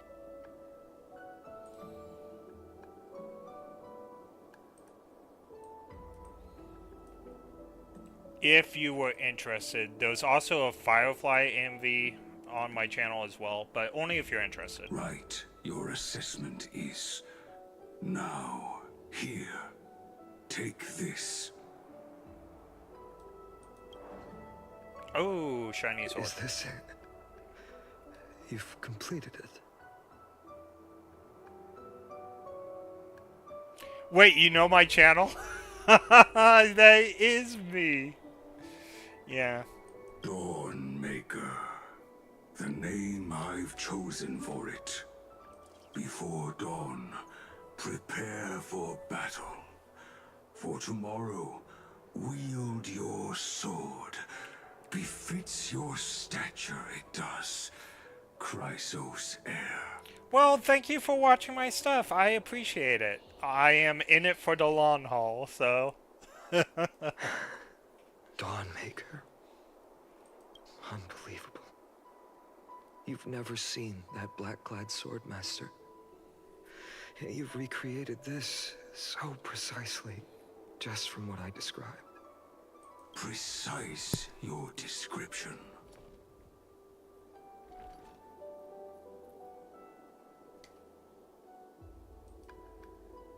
Alright, more story. Imbued it with the power of dawn I already have. Guided by your will, gleam with golden flames. Its blade will wield it. Cut the sky. May triumph always be yours. They missed a line there. It should have been like, this blade will cut the sky, because we're gonna have to fight the Sky Titan, right? I feel like that was a missed opportunity right there. Thank you, Cartonis. I will use this sword to protect the beings of Emphorius. Another thing there is.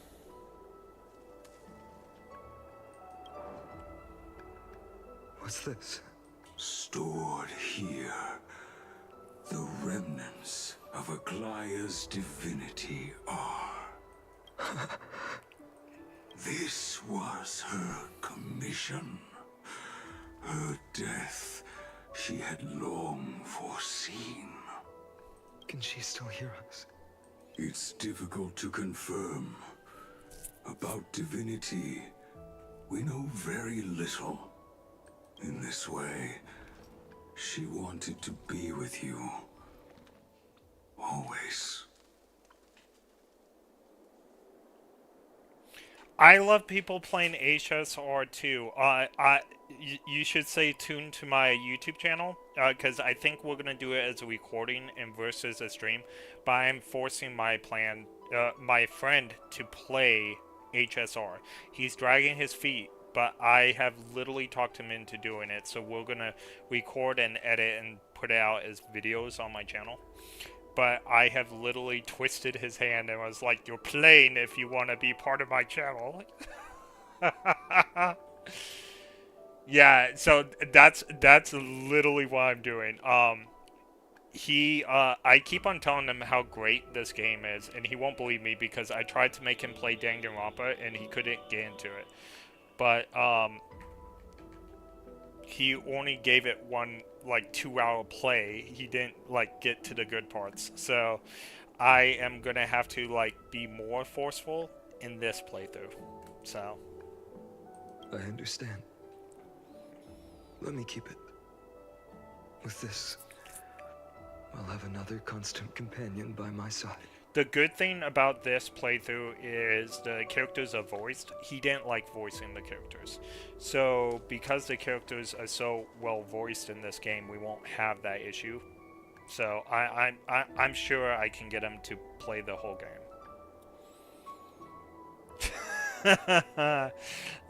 Maybe a super soaker point, but nah.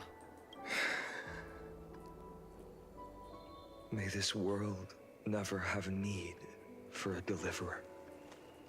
Someone told me I'm pretty sure I can get him hooked. All right, and he didn't tell me when we were gonna do it, but it would be probably sometime within this week. So he's very interested. He doesn't have enough time to do his own channel, so he's very interested in like picking back off my channel, which I'm happy to have him. That I need a second person. So the thing about it is he's gonna be doing some content on my channel. So, and HSR is one of them. But when the world dashed her hopes and fell into disarray, if she could see me now, leading from the front, rallying people against their destiny.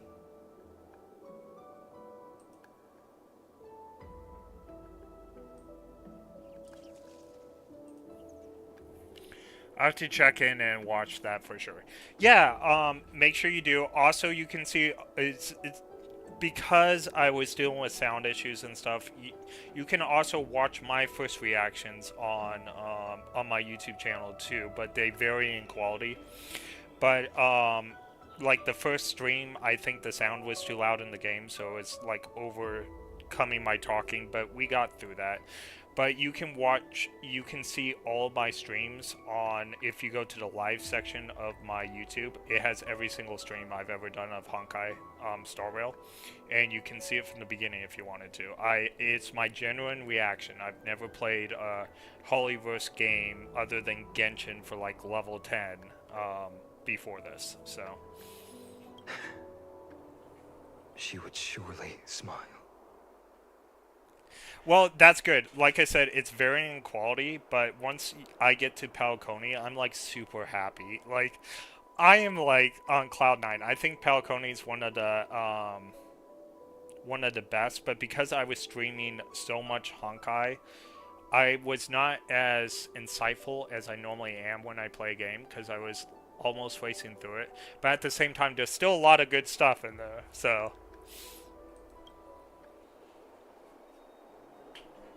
Alright.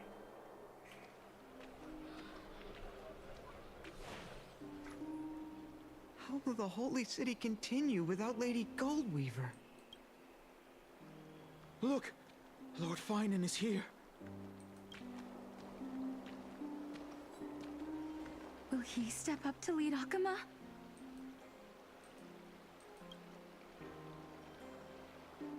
Not long ago, I spoke at the Citizens' Assembly at Dawncloud.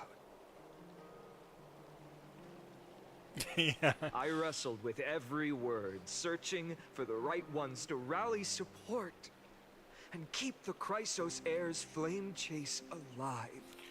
Now, I do have to say this. I've not been spoiled. No one's told me.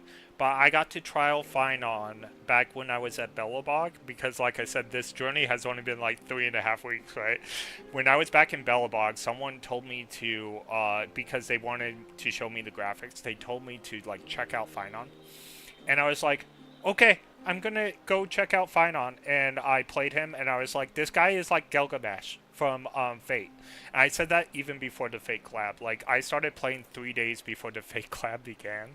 So I was all like, this guy's like Gilgamesh. So I feel like he's gonna turn evil, but I don't know how. I don't know why. And he may not be evil, but I feel like he would be. They shouldn't have. I didn't know Finon was the main character until I got here. Like, I had no idea who this guy was, and I was dropping meteors on people. Oh, boy. In the end, I remembered a lesson from one of my teachers. In battles where words are weapons, outrage and blind passion often overpower reason. Yeah, so I'm excited no matter what. I don't know where the story goes for, and I think we got what 3.5 in like 4 days. So Tuesday-ish, right? So I'm excited for that. And it's funny cuz I'll be just finishing the story by the time 3.5 rolls out, and I haven't done any of the side quests. Like I want to do the Stellar Hunters so bad. They're definitely a good guy group, but they don't act like good guys, so I'm very excited. Yeah, I have perfect timing. That's right. Also, I'm really lucky with the roles. Apparently, like I have, I have a bunch of regulars that come on, like Rip and Topside. Topside was just on my YouTube. I think he left for the night though, but he was on for a couple hours. And then I have Rip that comes in here, and they can't believe like how I get like 5-star characters before like the pity stuff, huh? Petition for Blade character quest. I don't like Blade as a character. I know his banner is up right now, but I haven't like even rolled for him. I think we need strategy.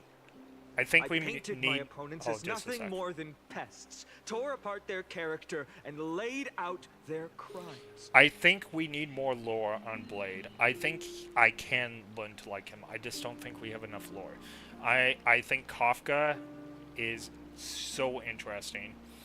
I think Firefly is my favorite out of the Stellar Hunters. I loved how they introduced Firefly. I loved the whole story of Falcone, and she was a big reason why.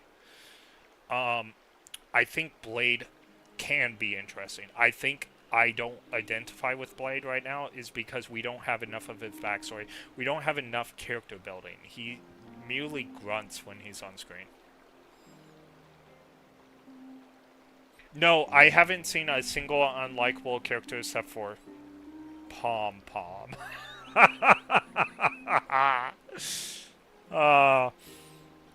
I have some Pom Pom hate. Oh, there is actually one more person that I hate more than Pom Pom. It's Sampu. Sampu, however you say his name. I hate every time he's on my screen. Absolutely hate him. Every aspect of him. The strategy worked. I secured enough votes to achieve my goal, but afterward, there wasn't even a flicker of joy. I'm not gonna lie, and you can see on my stream, I was falling asleep during like every scene with Sampo in it, and when Sampo came to Falcone because it was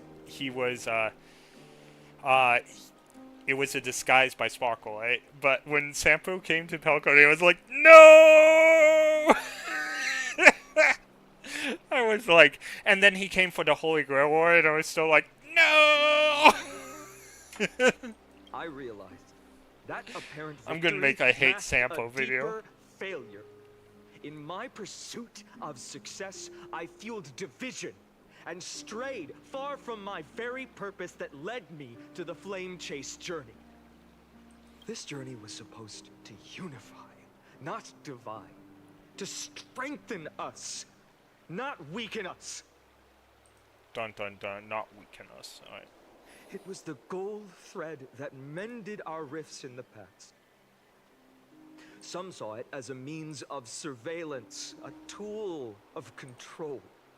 But no one can deny that it was Aglaya who held this city and even this shattered world together. But to be fair, the writing is so good, don't have to like a character, but the writing is still so... I agree with you.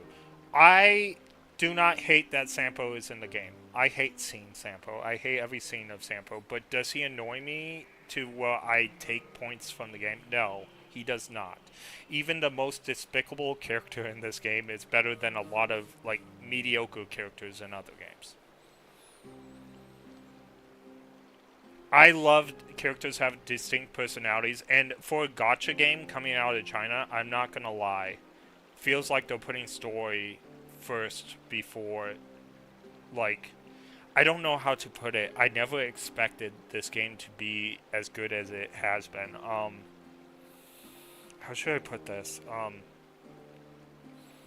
China is really money grubbing. I think we can all agree on this, whether you think that's fair or not. I think we can all agree that China doesn't care about copyright. I mean, they'll like abusing Pokemon and a bunch of other things that they don't have rights to on this. But it's not like the ultimate goal is for you to spend money, and China wants that. But at the same time, it's such a backwards philosophy from what they normally do. Like, they are putting so much effort in this story. It's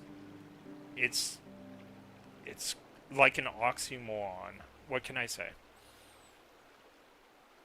Yeah, and I don't understand why this isn't like them, right? Or Genshin, or anything in the Holyverse. Like, the Chinese government is so much into every company in China. Like, how is this happening? Like, I don't know. It's such a backwards philosophy from what they normally do. And I feel like even more than the characters that they're bringing out, they're putting more effort into the story than trying to get you to buy things. I don't understand it. Now she is gone. Yes, as you have heard, the demigod Aglaya, who guarded the holy city for a millennium, has indeed fallen. The writing is so well done.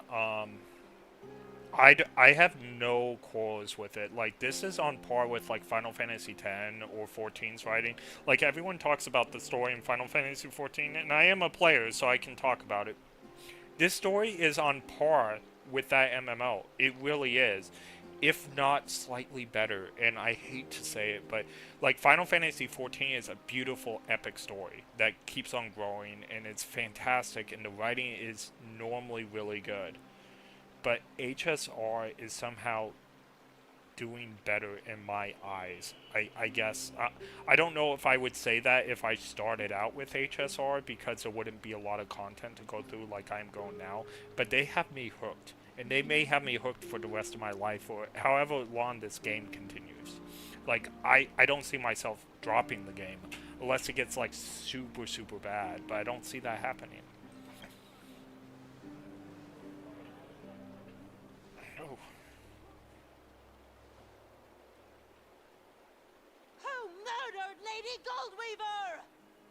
Ooh, she was holding an eye in. It'll continue for 5+ years. Yeah, well, Genshin's still going, and it's the 5th year of Genshin, right? So, came out in 2020. I think the Holyverse is doing well enough, and I don't know if you heard the news today, but they haven't announced it yet, but credible sources, and I mean very credible, like, you can write this down on paper, it's happening. But Mappa has just attained the rights to the Star Rail movie. Yeah, Studio Mappa will be making an anime movie of Star Rail for theaters. Or real people. I don't know if it's going to be anime or real people, but they'll be making a Star Rail movie pretty soon. I assume it's anime because it's Mappa. Mappa doesn't do real life people. I felt the so. same as all of you initially.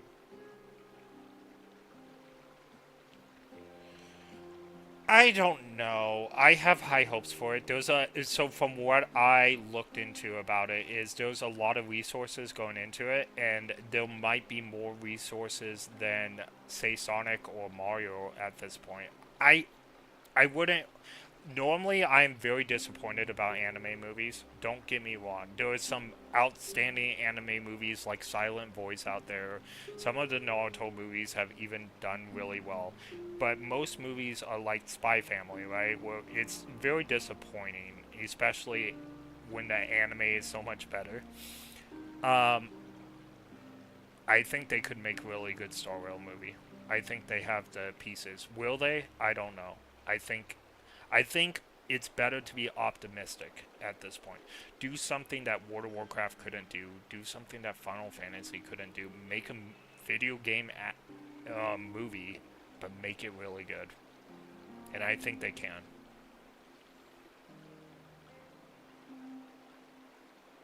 No, so what you're thinking about is not entirely correct. So they are not putting the story of HSR in the movie. They are literally using different people that haven't appeared in the game. They're using different wards that haven't appeared in the game. I'm not sure all the details, but it won't involve the MC's story. It will take place in the same universe. It could be a different time with different nameless on the Astral Express that we could meet later in the story even. Yeah, it's basically fanfiction. So they're going, yeah, I thought so too. So it is not going to be the actual characters that we've come to know, and it won't interfere with the story. So if it doesn't do well, it won't mess up the story, right? But if it does do well, it could, like, find its way into the story. Yeah, I agree with you. I was super excited when I found that, because it's extra content for the game if it does well, and they can introduce those characters in the game later. Yeah, exactly. I want to stand here beside you, to condemn the sinners, to discuss retribution, and to see justice brought down upon them. I think this is a really smart move for Mappa and the Holyverse, because there's so much lore in Starrail because of everything that was opened up in Pelaconi with the, like, formal and nameless and stuff. There's so much lore that it's just, you can do a lot with it. It's like Star Wars, where you can, like, go anywhere in the galaxy and make a story. So I feel like this movie could be the key. And yes, he is a serious puppy. But he's missing a Goliath. But my perspective has changed.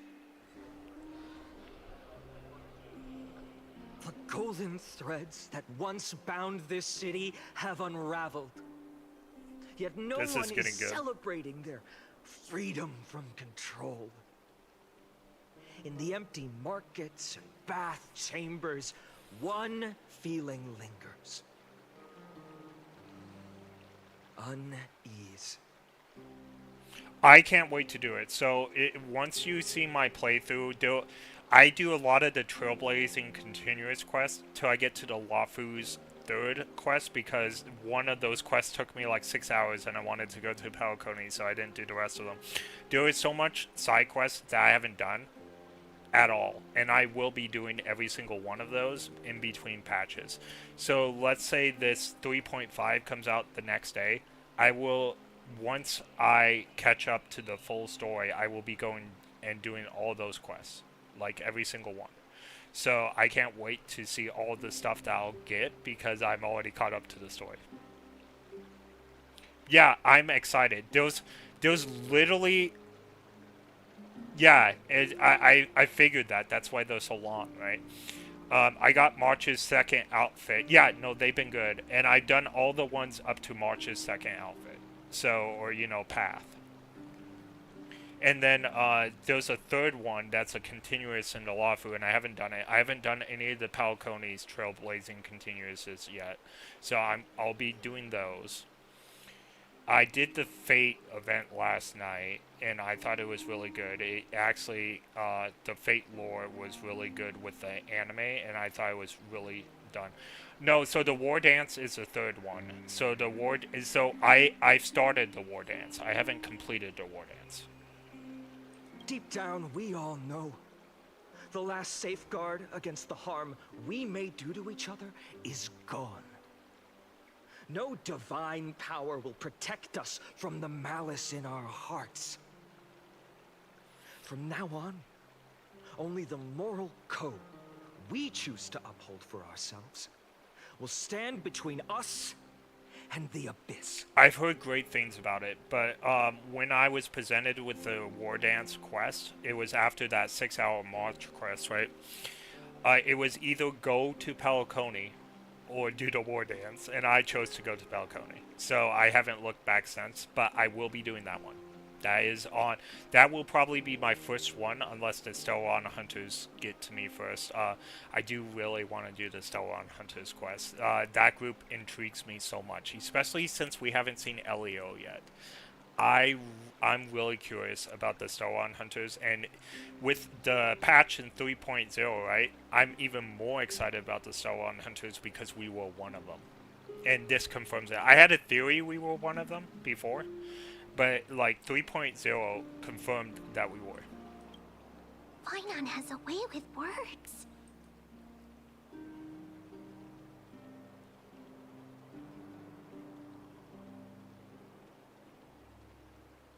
That sounds petty. If it was me up there, I could do it too. There's something special about a man of letters.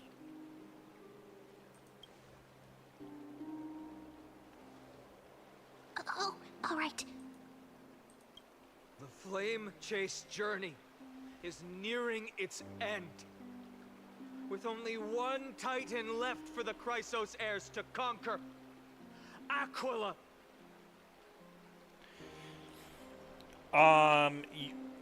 Testing players' reaction to that we were Stellar Hunters, I didn't feel that way. I felt like it was a natural progression to the story. Remember when Kafka at the very beginning of the game, because I'm only 3.5 weeks old, right? I can remember this. Kafka at the very beginning of the game, whether you choose a boy or girl, she'll go, will he or she remember me? And, or like remember, and then Silverwolf goes, they'll remember you. And I was all like, okay, I was probably once upon a time a member of the Stellar Hunters, and 3.0 confirmed it for me. But I think that was a natural progression to the story. Now, where I thought there was a hole in the writing, and then they proved me wrong. Where I thought there was a hole in the writing when I saw that memory is, why would Firefly like not know who we are? Especially with Firefly's backstory, she's probably the oldest Stellar Hunter, right? Why would she not know who we are? And then she goes, I think next time I meet you, I'll pretend like you weren't, like we weren't, we didn't know each other, so we could like naturally become friends, which is actually in her character arc. Like, she wants normal things. She wants to go to school, she wants to eat desserts. She doesn't want to be Firefly, right? Or I guess she wants to be Firefly, but she doesn't want to be Sam, the Stellar Hunter. But she's kind of like stuck between a rock and a hard point, and it's such a good written story that I could actually see her in real life doing it like this. Like, I don't know, maybe I have blinders on, but it made total sense to me.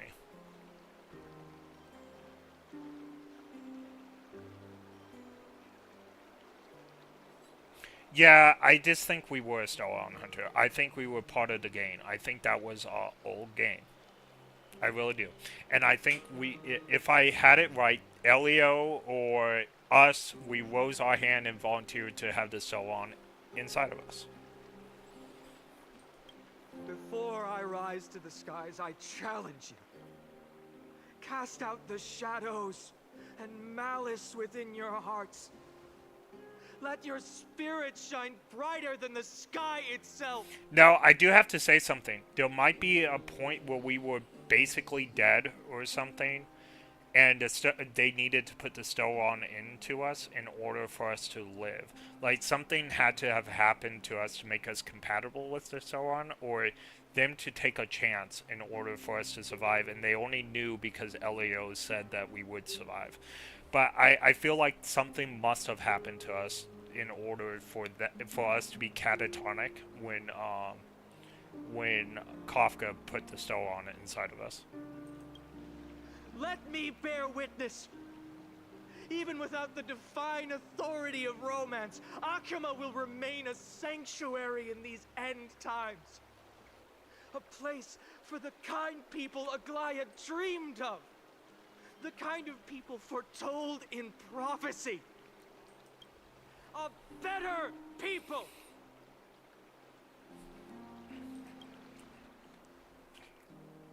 Better people!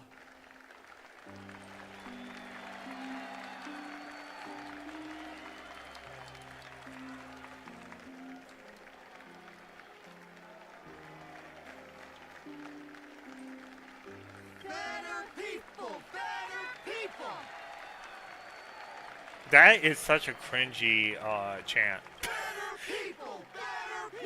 I wonder, it almost sounds cultish, the way they're saying it. I appreciate your willingness to accept the challenge. I feel unsafe here. You have reminded me that Aglaya left me perhaps the simplest duty in the world. To bear the burden of creation, I need only to give one thing. It's a gift she once gave me without hesitation, and now I share it with each of you. There's still a long way to go before Amphorius is reborn. But we will not forget the past as we move forward. For the memories of Amphorius will always benefit future generations.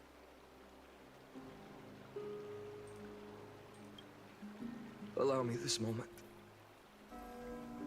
I want to borrow a few minutes of your time to commemorate a demigod who protected the Holy City for a millennium. She was Akima's dressmaker, the leader of the Chrysos heirs, the Gold Weaver, Aglaya. Now, did her greatest feat? This felt earned, but I do have to say, yeah, Finon's voice actor is doing a great job, but there was very few voice actors in this game that I don't think is doing a good job. Man, what voice actor did I not like? There was a few, but I would have to like revisit my thoughts on it. I think the girl with the ghost in the tofu area, I don't think her voice actress is great, but I don't think it's terrible. There was Pom Pom for sure. There was one that drove me nuts, and I don't remember it. Yeah, whatever her name is, the one with the ghost, that's like a pale imitation of the one with the tail. That's a pale imitation of the Genshin character that Bree plays. Bree doesn't play this one, but yeah. Okay, yeah, her. But yeah, I'm friends with Bree Nickelblockers. They should have had Bree play that character. I'm not even gonna lie, but yeah. Was being a selfless person.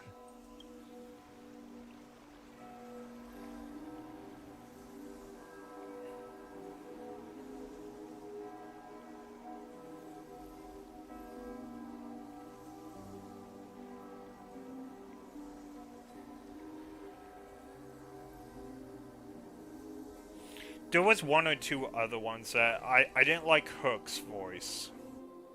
That singing sounds so familiar. I thought whoever played Clara in Belobog, though, had a great voice for that particular character. And I don't, she sounded just like what I would think that little girl would sound like. Man, what other voices did I not care? I didn't care for the engineer of the space station, Alderin, or whatever his name was. I didn't care for his voice actor. I didn't think it was great. I thought Herta was fantastic, though. I love her voice actor. In this part. I don't know what else. So, there is... Oh gosh, it's the scene. I'll cry. Herta, yay. There is... Oh...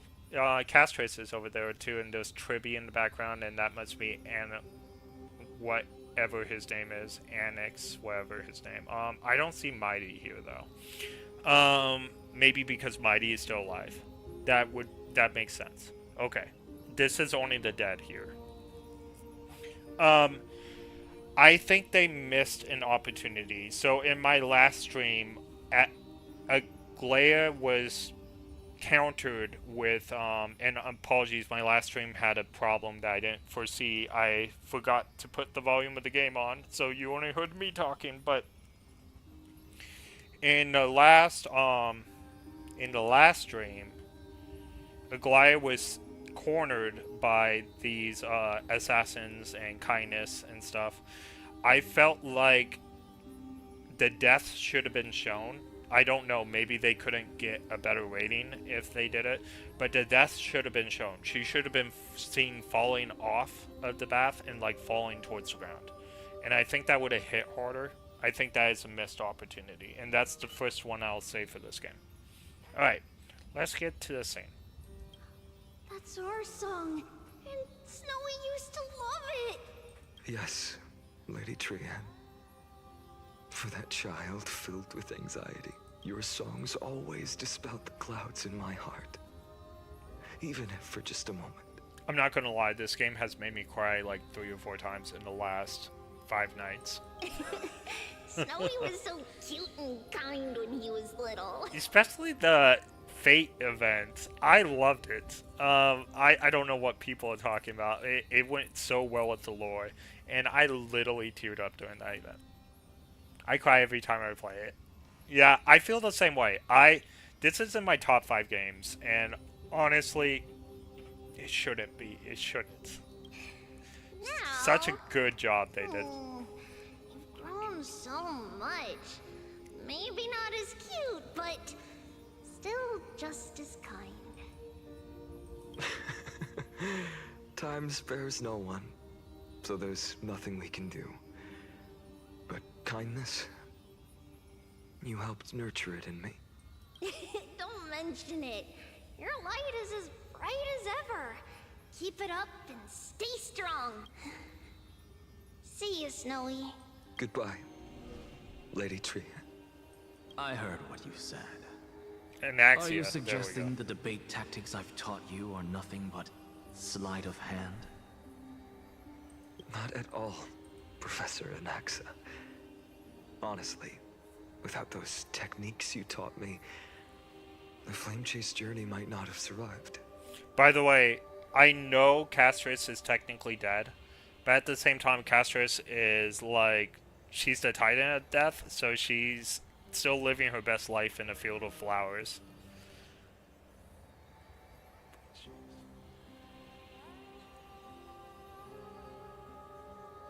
I do have to give a warning. Make sure you don't say the Lord's name in vain. That's technically not saying the Lord's name in vain, but just be careful about that meter. Just wanted to throw that out there. Good thing your head's still clear.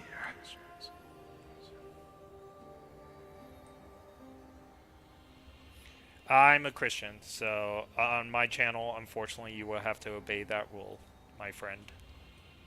The Chrysos heir of Kefali. I had no idea you had it in you while I was drilling those formulas in your head in class. Who could have thought, Professor? By the way, I've completely forgotten those formulas now. Some things never change. In our next lives, I'll teach you how to truly embrace your divine duties. Yeah, I'm chill. That's anyone is welcome in this channel, of course, but that is a rule I have. So as long as you do that rule, you know, you're free to chill in here. And yeah. Okay. So anyway, back to the game. Thank you. I appreciate that, my man. I'll be waiting. Goodbye, Professor Anaxa. Miss Castros, aren't you going to say something? Oh, that's such a good scene to detail. Let me move my model real quick. Nope, not the game. Not the game. So every time we talk to someone, they disappear. Like, how cool is that? Like, Anaxa and Tribby disappeared. I didn't notice at first when Tribby disappeared, but when Anaxa disappeared, I noticed. How cool is that? I'm gonna put myself down here. Because Castris will be the next one to disappear. Have always been so approachable.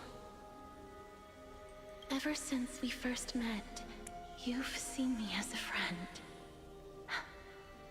It was the first time I understood what everyday friendship was like.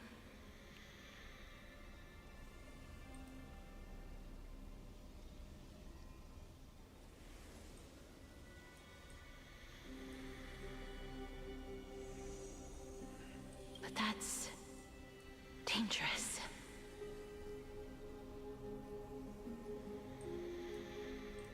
Oops. Alright. Dangerous.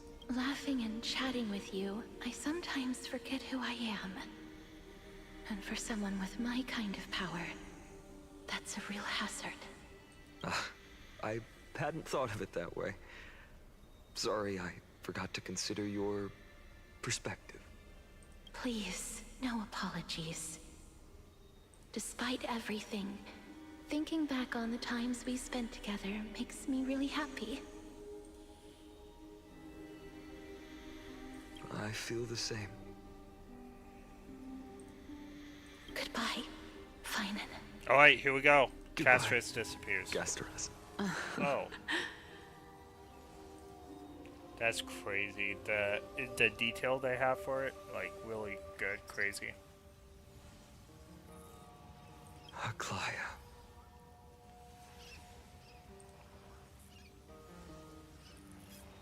Remember, Finan, after completing the flame chase, leave the decision to initiate the miracle of Genesis to the Amphorians.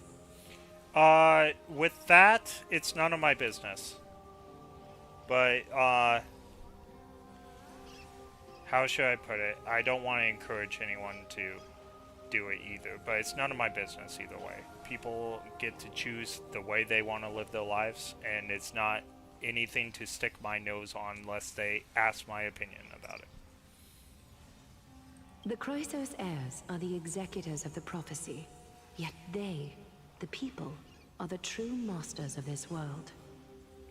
Yeah, well, God gives us freedom, right? So the thing about it is, it's not me to tell you how to live your life, or anything like that. It's not my thing. If you ask my opinion, I will honestly give my opinion to them, but it's not for me to go out and, like, get in people's face about it. Rest assured, I always keep your teachings in mind. The difference between a presumptuous hero and a tyrant is a fine line. Agreed. God is the judge. Well said. You've got a good memory. It's late. Anything else you'd like to add? Anything else? Even in your imagination, I'm not one to show my vulnerable side. See, where a lot of people get like this, if you ask me if it's sin, it's sin, but we have all sinned and fallen short of God. I'm no better than anybody else, alright? The thing about it is, a lot of people feel better when they try to correct other people, but correction should be done in a godly way, not in a way so that you feel better. You see what I'm saying? And if you're in a place to do that correction with somebody, like the random person off the street, you know, holding hands with their boyfriend or whatever, and I get up in their face, is that the godly way to do something? I don't think so.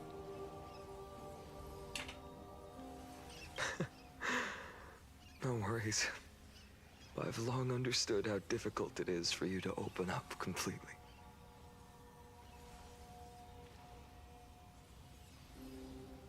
No, you can definitely check. The thing about it is, anyone is free to be in my chat, you know, and I'll respect you if you respect me, but the thing is, I want to share the love of Jesus with people. I don't want to... There is good and evil in this world. I'm just going to be clear about that. But the thing about it is, your heart has to be in the right place before you can share with someone, and God has to open up that door. It's not us. We plant the seed, but God's the one that grows it. I can't force someone to believe what I believe in. I can't, all I can do is be the best representation I can and let God work. If I truly believe in God and have faith in God, then it's not about me at this point. It's about, like, trusting Him to do something, not myself. Thank you for bringing me here, Aglaya. Maybe what I wanted to save wasn't you, child, but this crumbling world.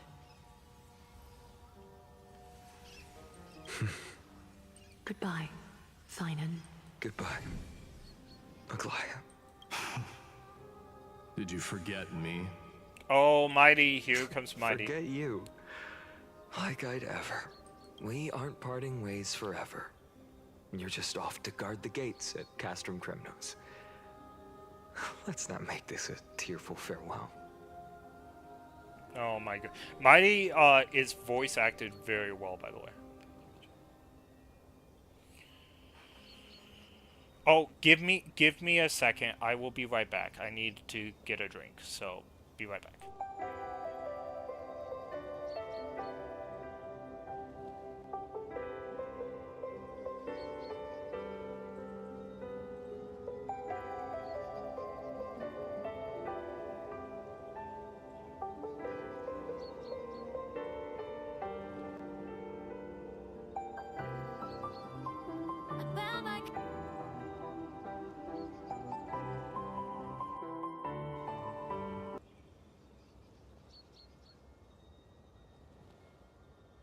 Cosmic railways, hearts that beat as one.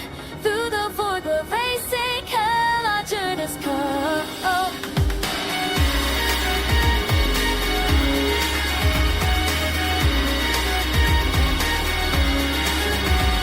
I board this train each morning with strangers who feel like home.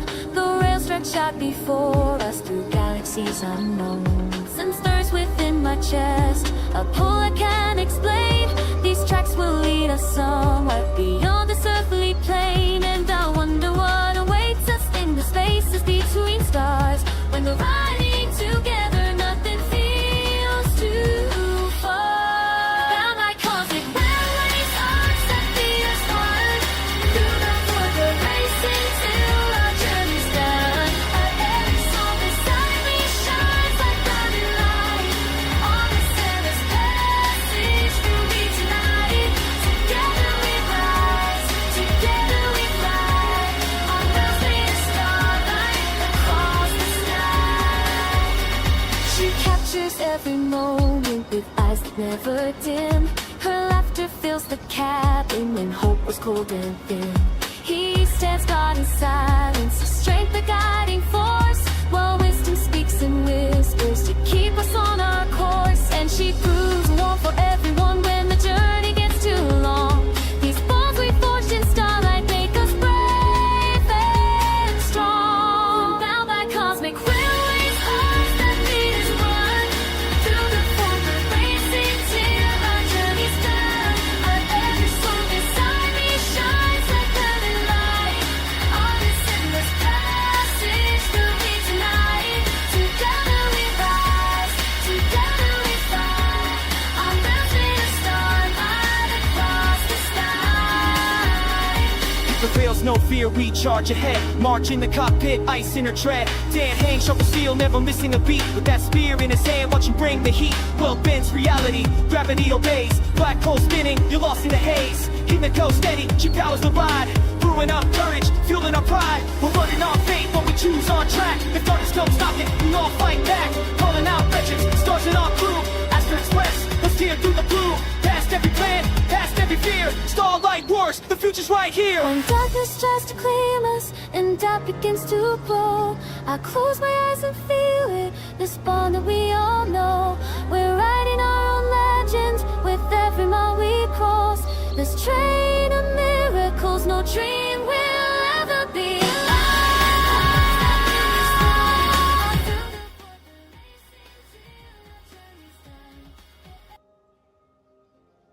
Alright, I am back. Alright.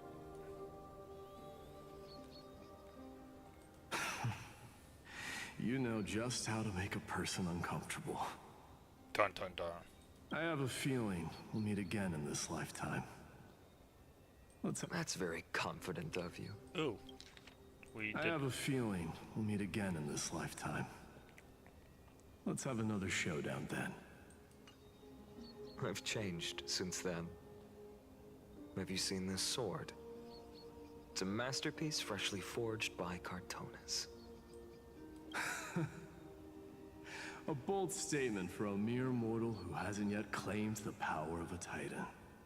See you around. Finding of Ides Elysiae.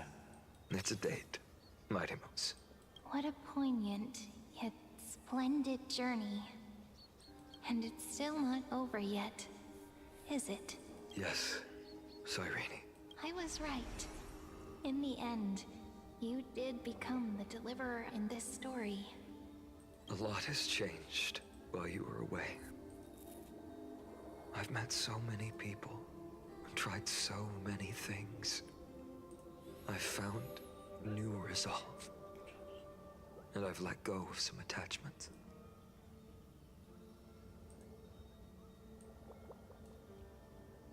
I'm not the same person I used to be. But to me,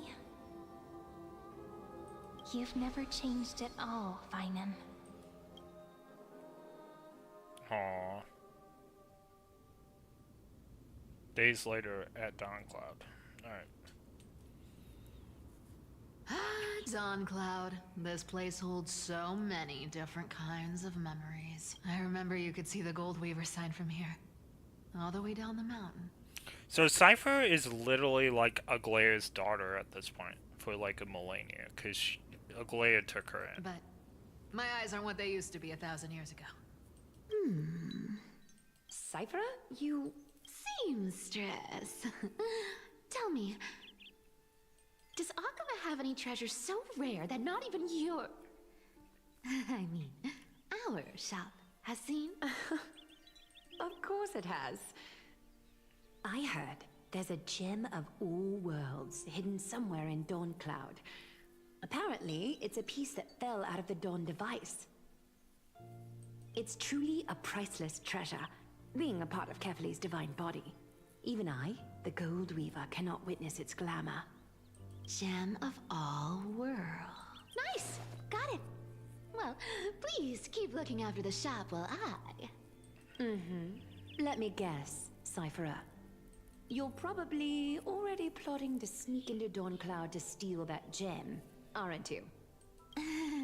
And your next move is probably trying to sell it to the highest bidder, then distribute that money to the poor and the refugees in the Holy City? Look, seamstress. Are you sure you aren't peeking into my head with your golden threads? You might be skilled at covering up lies, but your compassion is all over your face, plain as day. Don't lie to yourself. Do you honestly think this is the right thing to do, Cypher? What else am I supposed to do? That's the only thing I can do with my power. You keep talking about how I have the potential to become a good person. Or even what people call a hero. But I don't know what I need to do to get there! I can't weave golden dresses like you! She sounds distressed. As well as Miss Hycelians, and I definitely don't know as much as Big Sis Treeby. The only things I'm good at are the underhanded street smarts that no one even respects.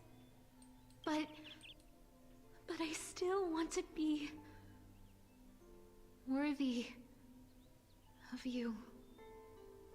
I want to prove that you've made the right choice. Even... I know, Cypher. I know. You are justified in your anger. Destiny is never fair. And your path is doomed to be even worse than everyone else's. You are fated to walk in the dark and bear the world's misunderstanding in this journey. But you have to believe that everyone in this world is unique in their own way. I am convinced that you're the only one who can bear the authority of trickery. Even if you have to contend with the legendary 300 master thieves of Dolos. So, Zagreus is the authority of trickery, not super speed? Super speed part of trickery? Aglaya.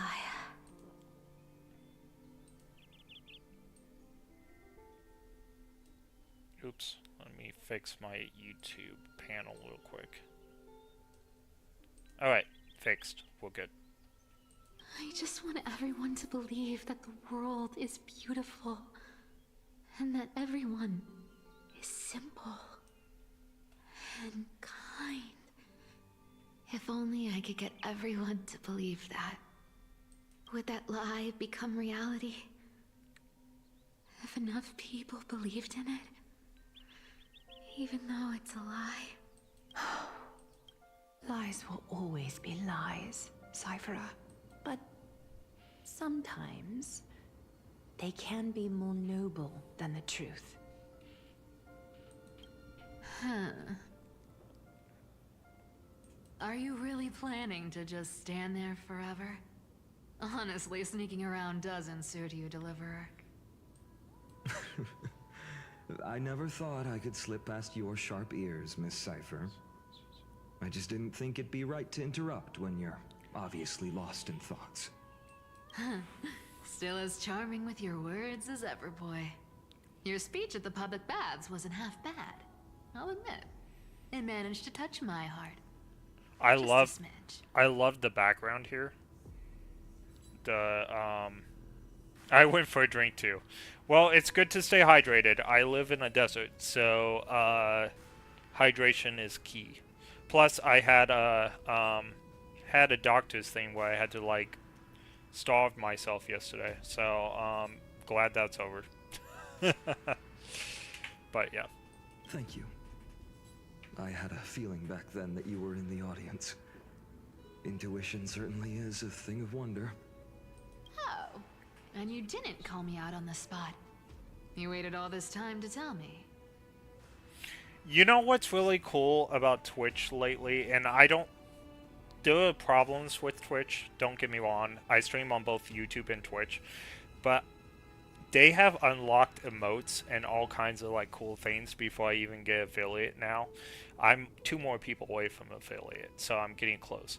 But it's cool that you guys can do emojis now. I've always felt like that should have been like a thing from the start, or like at least choosing what graphics you have for your stream, because I feel like without those features, streams can be a lot of not as fun as other streams, so it's really hard to grow. But now people are kind of like on an equal footing to where they can grow.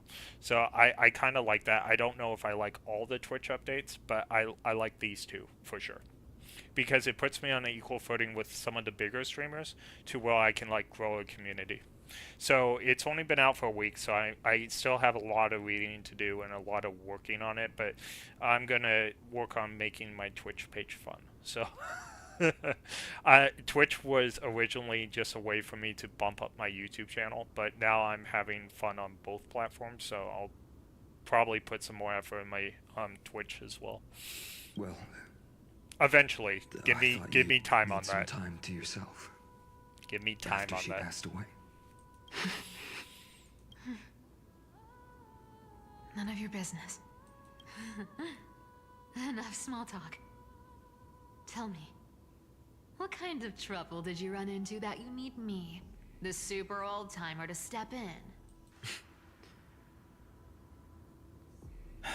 We've only met a couple of times, but you've always gone straight to business. I respect that about you, old-timer, so I'll cut to the chase.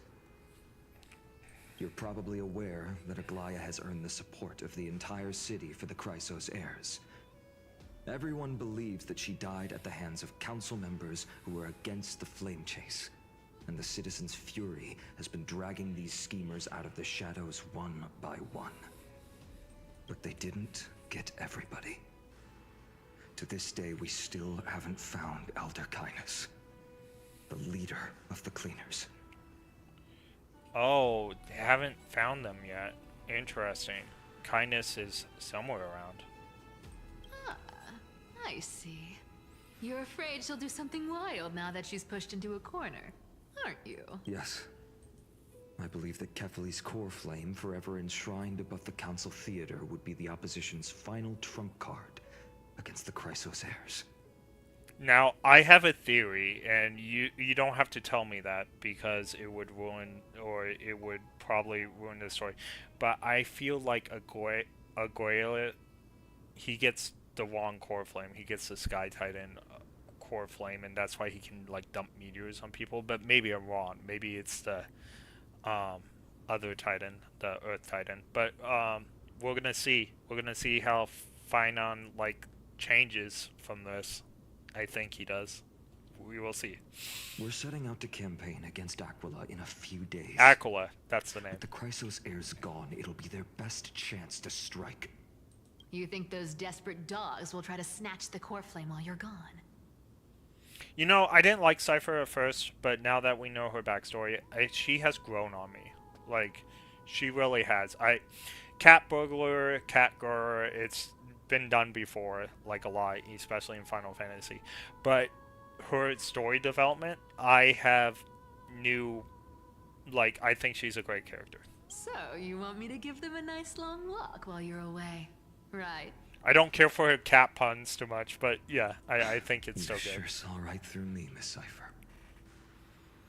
I know exactly what you can do.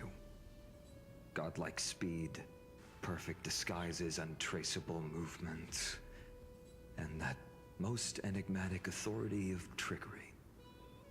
I have only one request.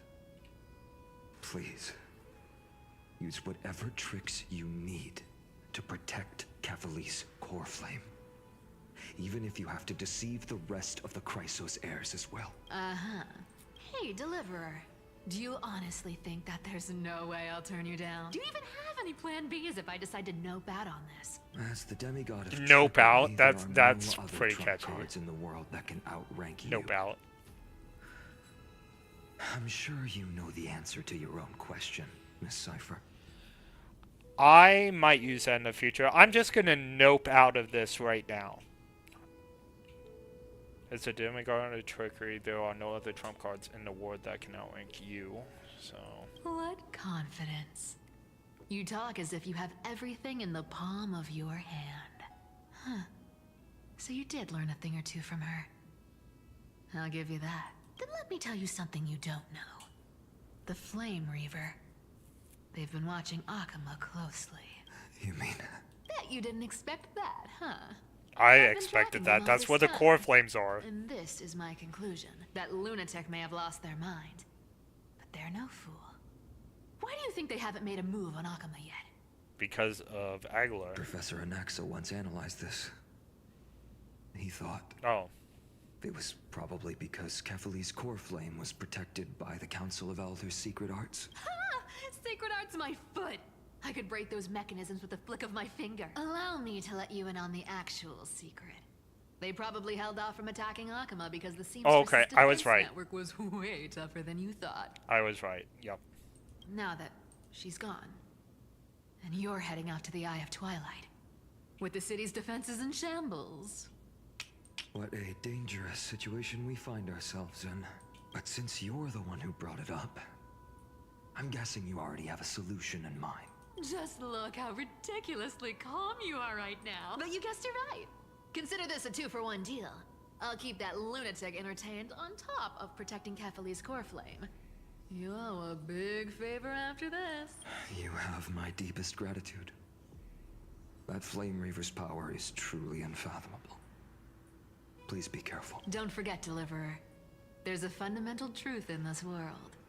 Cyphera will always get the last laugh.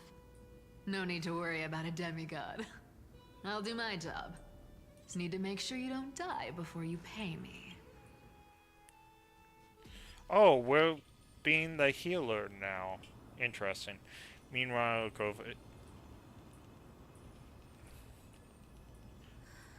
I'm back. I've been trying to stay away from here since the Black Tide destroyed the grove. And through that, stay away from the memories that might make me sad. But the wind keeps pulling me back. Maybe that's the Twilight Courtyard's duty, after all. I know, little Ika. I know. I too miss the days when we all studied together. But we have an even more important mission this time round. Lord Finan has already set the date to campaign against Aquila. Being a descendant of the Sky People,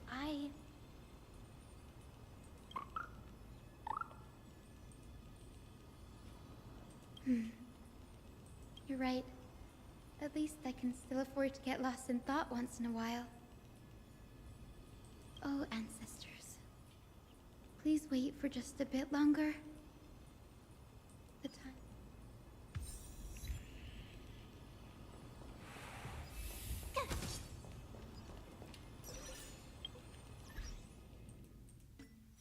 Alright, let's collect our bonuses, shall we? Collect. Because we play for free, we collect all the bonuses. We're saving up for Kafka. Kafka, and I guess there's going to be some other people that we're going to get to. Okay, so we haven't had a healer in our party before, simply because I'm playing for fun and not playing for optimal team, as you can see. But,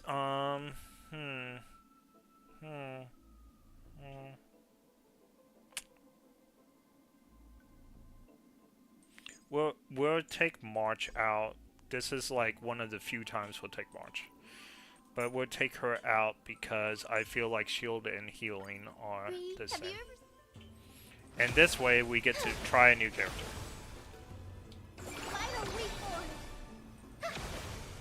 Okay, cool. Got it. Yes, I'll focus and not run off. Now this is a character we don't know that much about, so I haven't like bonded with this character yet. She's not annoying, but I definitely have not bonded with her yet. She kind of came out of nowhere, if I remember right. This was where Professor Anaxa gave us the lesson.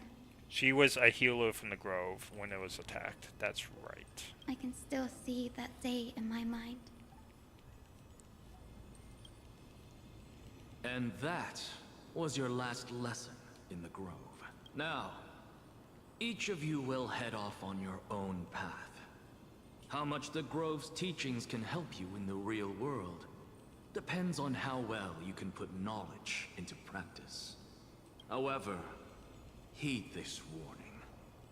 If you ever do anything disgraceful out there, don't ever claim you were the student of Anaxagoras, one of the 7 sages.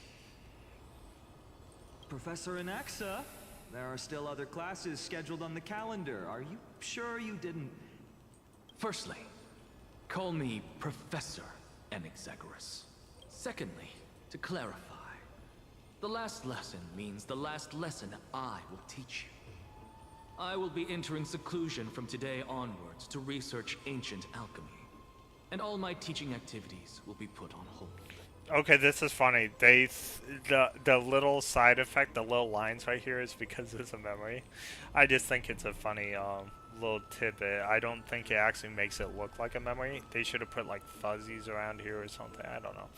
There's this also little Janus thing flying over here, if you can see it, and it looks really bad. It Ah, I see. So you're saying that the lessons taught by all the other teachers aren't good enough to be considered lessons? All you do every day is wag that sharp tongue of yours. That's a credit deduction, fine enough IDs Elysiad. I have nothing left to say. Next. Please wait, Professor. According to the Grove's protocols for a cohort's final class, the lecturer should take some time in that lesson to discuss the students' post-graduation aspirations with them and guide them toward a solid path. Surely you can't skip such a crucial step, Professor. The teaching assistant, Miss Hyacinth, is truly Professor Anaxa's nemesis. Fine. Since Hyacinthia insists on this, let's go through the process. Since some of you are so eager to speak, why don't we start with you, Finan of IDs Elysiae? What is your post-graduation aspiration? Saving the ward. Me? Well, it's not exactly an aspiration, but the only thing I want to do is to protect the people I care about. I see. So you want to be a hero? How boring. I didn't say... Castoris, you've been giggling for quite some time. How about you, go? Perhaps my answer is a bit vague and meaningless, Professor Anaxagoras, but... Anaxagoras liked her, be freed from the agony of death, so that every living being may find calming peace. How naive. So naive that it makes me want to weep for your fairy tale. See? This is why I don't want to follow those outdated protocols. All I get are boring answers. Since you suggested this whole process, why don't you wrap this up, Hyacinthia? No one Share cares about the your other aspiration background with characters everyone, there. And let's see if yours stands out. So it's finally my turn. Good thing I came prepared. My aspiration is nothing less than completing the final blank page at the end of the hero's epic. Blank page? An interesting description. Do explain, assistant. I've read all of Amphorius's heroic epics while studying at the Grove, and a common thread came to my attention. Almost every epic ends with a description of the hero's achievements. But few mention how the everyday people of that time lived. No one recorded the struggles and suffering the commoners endured. So you're saying that, instead of legendary heroes, you're more focused on commoners living on the peripheries of historical records. Perhaps I'm influenced by my background. My ancestor, Seliosi the Day Thunder Knight, raised her spear against the sky and ushered in the flame-chasing era that continues to this day.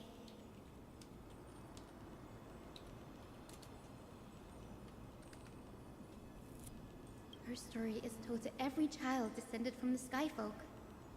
We have no doubts about Seliosi's greatness, yet her towering figure overshadowed every record from that entire era. What about the Day Thunder Knight's family, allies, and friends? What about the survivors and those who died in the great battles? Whenever I think about their stories by the campfire, I realize the details of those legends have been long lost.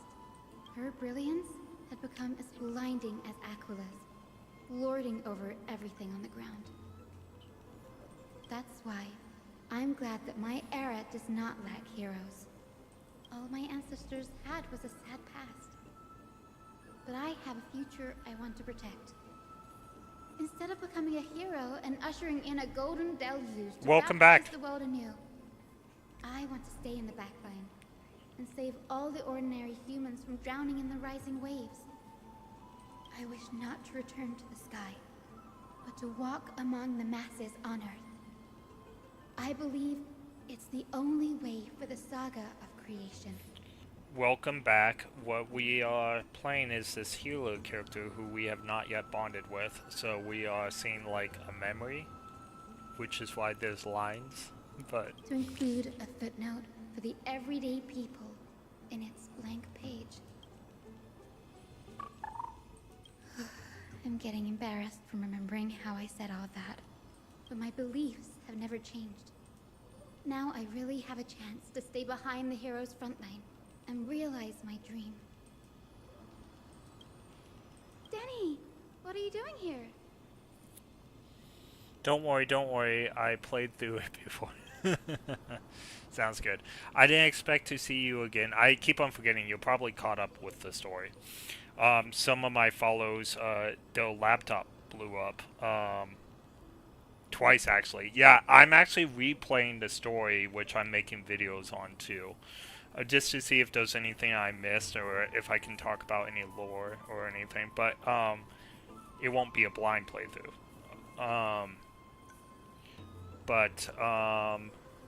What was I gonna say? Yeah, the story is too good only to play one time, for sure. I don't fault you for that at all. I'm thinking about making the guide just to see the different reactions with people, if there are different reactions, but I'm guessing there's not many. Okay, I didn't expect to see you again in the Grove. Finon mentioned you were gearing up for the campaign against Aquila. I forget how to pronounce it every time. Are you here too? You guessed it. To reach Aquila's realm in the sky, descendants of the Sky People must perform a bloodline ceremony, summon the spirits of our ancestors, and get their blessings. Yeah, I left because one of the sheeps somehow left the fence and we had to save it. I missed the bromance. Yeah, the mighty and the Finon part, yeah. Sheep! That's interesting. Well, not too interesting. It's not out of the blue or anything, but you have sheep. Nice. That's the only way for creatures on Earth to forge the rainbow bridge to the sky. And the soul of the first ancestor I want to see is here in the grove. Nice, nice. The Rainbow Bridge is essentially to retrieve the core flame of Aquila. I think I said it right. Aquila. Something like that. But undertaking a vital ceremony alone is too risky. Don't worry. I have little Ika with me. She will protect me, won't you? Good, Ika. Well, what brings you here, Danny? I like the way she says Danny. I don't know why. My brother is actually named Danny, but it's funny. She says Danny in like an accent, and I think it's really cool. I'm collecting as many myths and research about the Titans as I can. Everything about Anthropomorphius and is a valuable addition to our data bank when I get back to the Astro Express. I keep on forgetting that Don Han is such a geek when it comes to like living in the archive room. When I say geek, I don't mean like geek. I mean like he just doesn't seem like someone that would be all like, oh, let me go study this or whatever. But Don Han is actually really smart. Don't judge a book by its cover. Right. If all goes as planned, you and Gray will be able to go home after this mission. To tell you the truth, he's probably the most scholarly person on the Express, except for maybe Welt. He likes knowledge. I think Welt is the only one that has like an upper hand on him, but it's precious. He likes knowledge. It's precious. You're assuming we can actually break the curse about words beyond the sky. I have a feeling it's not going to be smooth sailing. Oh? Could it be that you too have some kind of hidden powers to make prophecies now? That's not it, but I'm starting to question how real everything is after the conversation with a member of the Council of Elders. Nope. I didn't understand that either, little Ika. Don't worry about it. There's a lot that I still don't understand. Since we've already met up, why don't you come with me, Danny? I was thinking the same thing. The Grove is fraught with danger right now, and any extra pair of hands translates to extra security. That's the dependable express guard for you. So, shall we get going?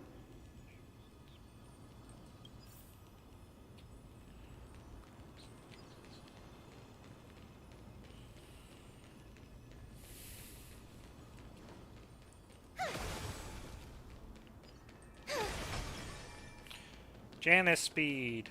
The chroma coffer is vibrating. There must be memories of an ancestor nearby. Himiko is right after Don Han and the Rakings. Do we agree that Welt is the most knowledgeable on the Expresso? I guess you could make an argument for Pom Pom, but I feel like Pom Pom is less wise. That Pom Pom may know a lot of things, but I don't think Pom Pom like puts together the information. So yeah, so I think Welt is the most knowledgeable on the Express. And then you have Don Han, who has knowledge, but I don't know if Don Han has the wisdom Himiko has. I think Himiko still has more wisdom.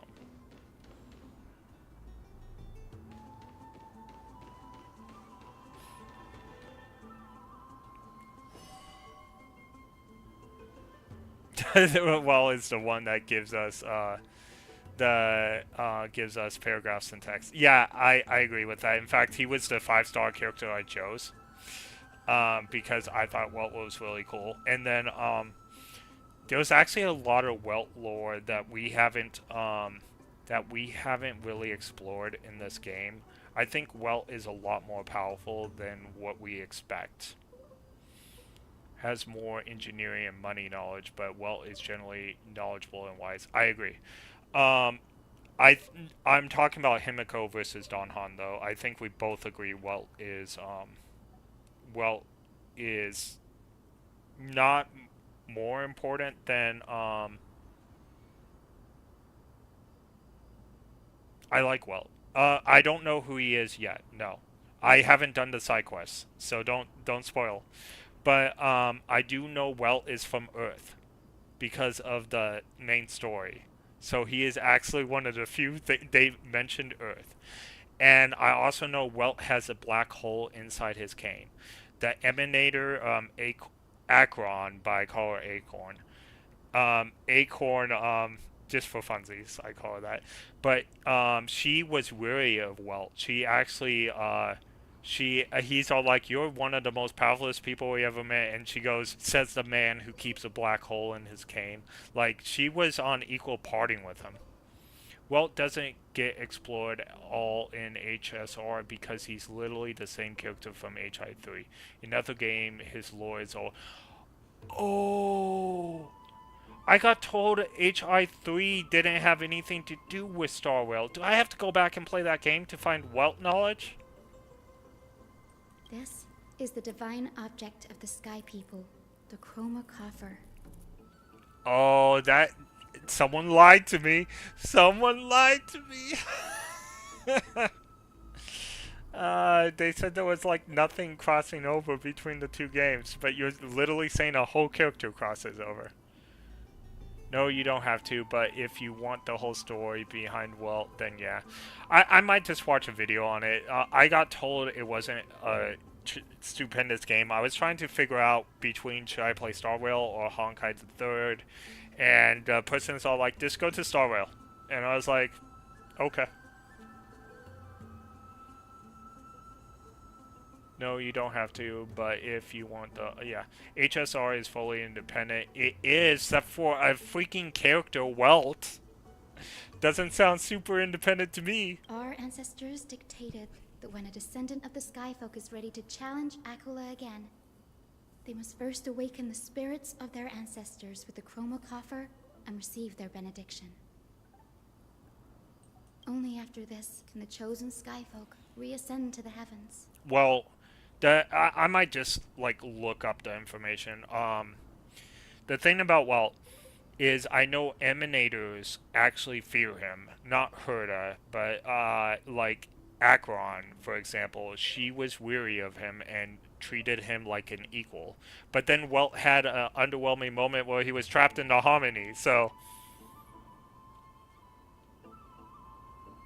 He's actually an old man. He gets explored a bit in Zanzu and Pelkaoni whenever he sees somebody similar to people from his origin ward. Interesting. Is it... His origin ward is Earth, though. I can already tell you, because we saw that during the main story. Is it to prevent those who are not qualified from pointlessly losing their lives? Yeah, it's Earth. We saw a memory. Remember Amelia? Oh, no. Very prudent, wouldn't you say? Give me a second. It was not in the main story. It was in the Fate campaign. We got sent by Miss Note to, like, if we ever jumped on the Astro Express. And if we didn't go on the Astro Express, Himiko informs us that March is not doing well. Don Han went back to the Zanzu, and she said Welt went back and found a way back to his home ward again, Earth. And I was like, Earth? Like, so it wasn't the main story. It was the Fate campaign that told me he was from Earth. Yeah, so. The soul of an ancestor slumbers here. Now, I will awaken them. Right. I am Hyacinthia from the Twilight Courtyard, a descendant of the sky who has inherited the duty of flame chase. The time has come to fulfill our clan's destiny. I will join the heroes of the prophecy to return to the sky and retrieve the core flame. I saw the bad ending credits too. If I said I wanted to stay there, would I got the bad ending? I didn't do it, obviously, but I'm guessing that ends the game. I got told that there was a bad ending in this game that I passed, which is fine. I didn't care. But it basically ends the credit and you start off basically where you were. Ancestor, please bestow upon me your generous blessing.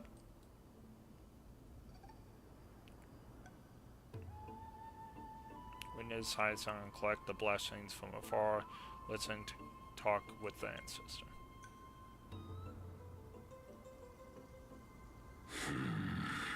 Who has awakened me? It's I. Hi, Cynthia. A descendant of the Sky People. I apologize for interrupting your slumber. You are Lord Crispus, aren't you? I've read your story in our family tree. You were a righteous judge who vindicated many who were wrongfully accused. There are multiple bad endings where you get end of credits, and there's a bit of lore dropped in the credits too. Welt's real name is Jacqueline. Whoa, that is a crazy name. Okay. I did get a few credit scenes in Falcone, but I was guessing that was part of the main story. Maybe it wasn't. I don't know. You can tell me after you watch the videos. But yeah, no, that's a crazy, crazy name. Like, I would have never... I need to look up some Welt knowledge. I'm digging Welt in this game. Like, every time he's with us, I think he's cool. I really do. And, I want to know more about Welt. So I think I'll have to look into that. Probably won't play Honkai the Third from what I heard. So I'll just probably look it up. Or maybe I'll do it on stream for everybody. I don't know. I never imagined someone in this Well, era cutscenes. would still remember my name. So, our bloodline and duty have continued to this distant age. Indeed, it has. I have awakened you in the hope of receiving your blessing. For the flame chase journey is nearing its perfect conclusion. And retrieving the core flame of Aquila is the final challenge the heroes will face. Perfect conclusion. Hyacinthia, you look very young. And you do not have the bearings of a warrior who can contend with a titan. So she's probably destined for that titan's core flame. How can you convince me that this blessing will not turn into a curse, leading a child like you to your demise? 1,000 years ago, Seliosi, who conquered the skies, left behind legends and a will, entrusting the mission to return the Sky Titan's core flame to her descendants, to people like you and me. Though I'm not a warrior, I will not turn away from the mission that has flowed through our blood for 1,000 years. And I am not fighting alone. I have the strongest and most tenacious companions in the world. Amphorius is in an era brimming with heroes. The burden of retrieving Aquila's core flame no longer rests solely on the shoulders of the chosen Skyfolk. I now wield the power of healing. I aim to mend the fissures in the sky and heal the wounds of the people. I desire to define the mission of the Skyfolk in my own terms, to conclude the vigil that has spanned millennia. I sense resilience in your words. Receive my blessings, young Hyacinthia. May you gain wings to return to the sky via the bridge of rainbows. Thank you for your trust, Lord Crispus. We won't let you down. Well done, Hyacinth. Thank you. My ancestors were all pretty strong-willed people.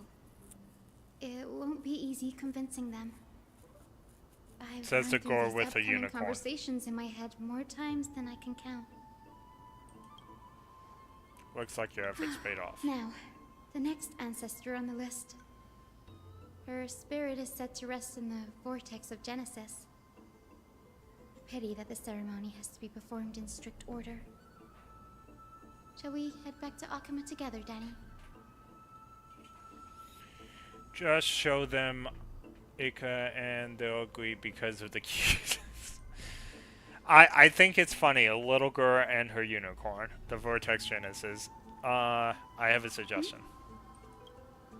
Remember how you suggested I learn the secret arts of water from Hikaru's priest? I've been practicing that in my spare time and made some progress. Now, as long as I have the spare water with me, I can use techniques to crawl a path directly to the vortex of Genesis. Oh, I remember. I didn't expect you to keep at it this long. That's so like you, Danny. I think she's starting to get a crush on him. Compared to the currents of my home, the waters of Amphoras are rather untamed. Subduing the waters wasn't easy, but I've gotten the hang of it now. That makes sense. Bagusa was always described as a fickle titan in the myths. Since you're offering, then let me put your skills to the test, Danny. The spirit water gate form technique ritualization is likely only let one person through. And Pega's priest designed it. The entrance serves as an exit. You will need to come back through the vortex once you've met your ancestor spirit, Little Ika, and I'll be here waiting. Got it. I'm counting on you, Danny.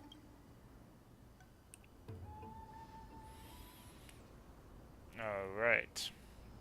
Under the rocket steps of the frenzied dance, the warrior celebration hides the word's heartbeat.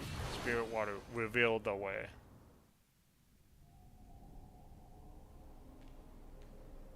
The vortex of Genesis. Unbelievable. Danny is full of surprises, but this does feel way more disorienting than the ritual basin. That's right. A character that's not voice, get out of the scene. Alright. Wait, is Lady Treeby here too? And who is that next to her? Oh, I think I know who that is. Do you have to go already, Syphi? It's been ages since you were last in Akama. You could have taken some time to rest, and we could have caught up. That's alright, big sister Treeby. I've gotten used to life on the road.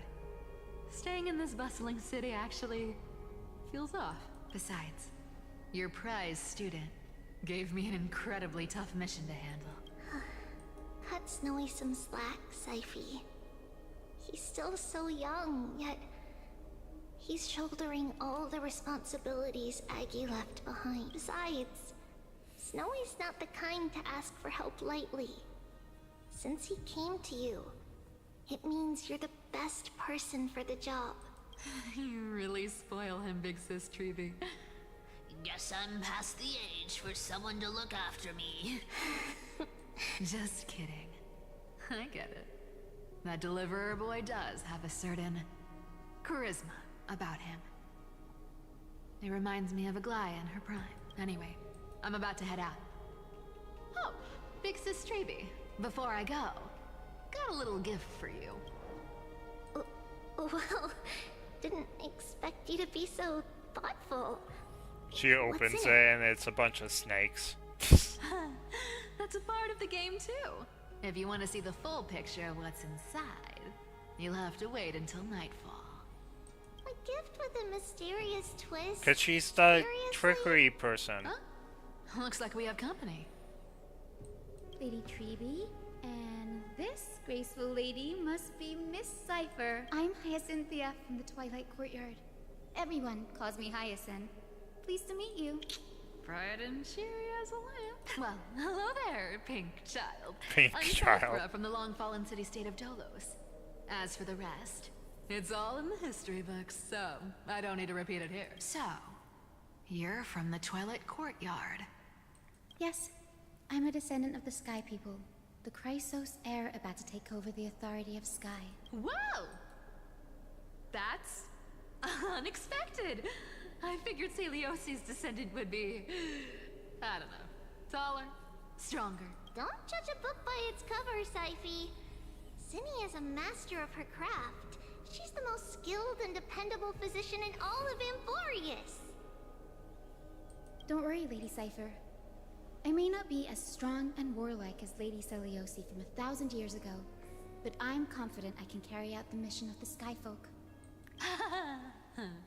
All this talk about missions, you're making it sound way too serious. You've got to look out for yourself, girl. Don't push yourself too hard. I'd hate to see that cute face all scratched out by Aquala's claws. Syphi cracking jokes? Looks like you haven't forgotten what Aggie said all those years ago. Anyway, I've got a mission to handle, so I'll get going. Good luck, Miss Hyacinth. And if things get tough, just let that deliverer take the lead. Oh, we didn't get to see her run. I thought those graphics are really cool when she does. It's like the Flash. Don't worry. She's always been like that. Sadness. Good to have her back in Akama lending a hand.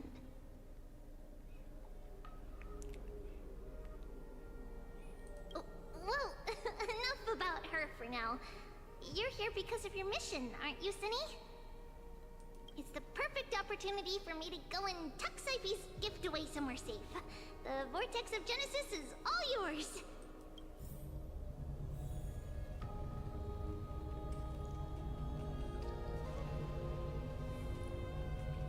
Alright.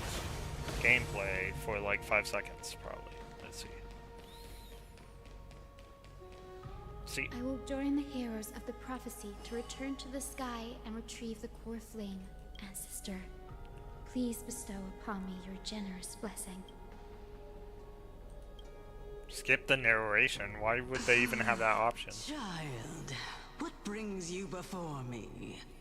Could it be you're a descendant of the Sky People? Yes, I am Hyacinthia of the Twilight Courtyard, the successor of the Sky People's flame chase duty. You must be Gem Electra. Legend has it that during the Chrysos War, you led our people to ally with Akama and held back the Kremnoan forces. It was your victory that earned the Sky People a place in the Holy City. Hyacinthia, you seem well versed in our clan's history. And this is the Vortex of Genesis? It is. Look, 10 stars have already been lit. The Chrysos Heir's flame chase journey is nearing its end. Are those the core flames of Fagusa and Giorios? Does that mean Hycelans and the Mountain Dwellers successfully carried out their duty?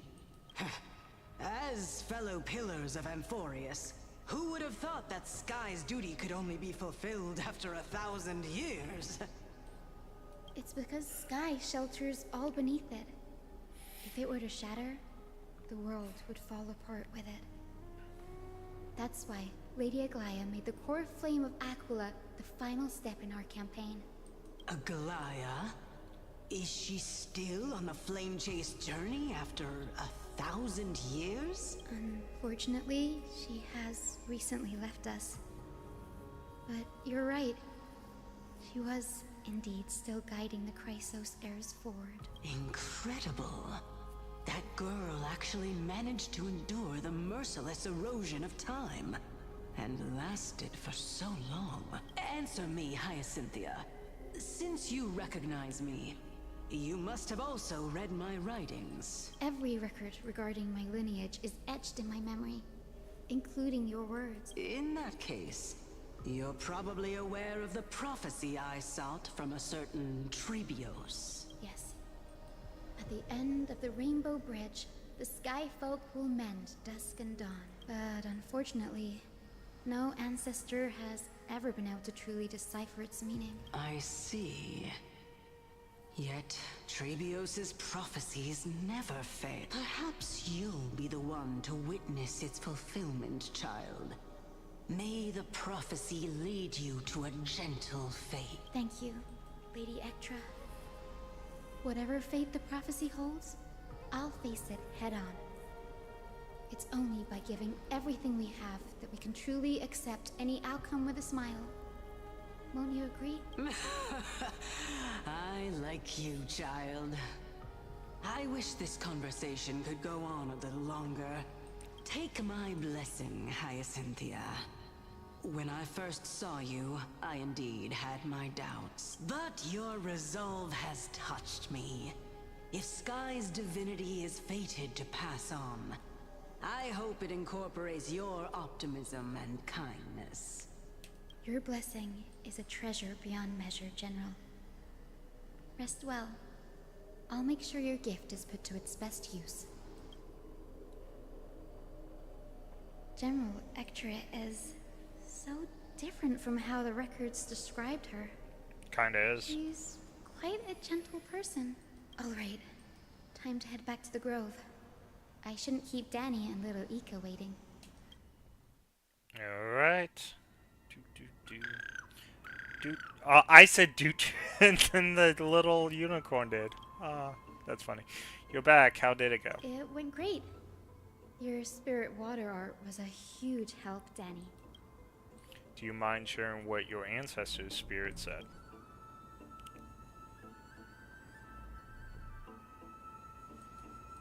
What's wrong, Danny?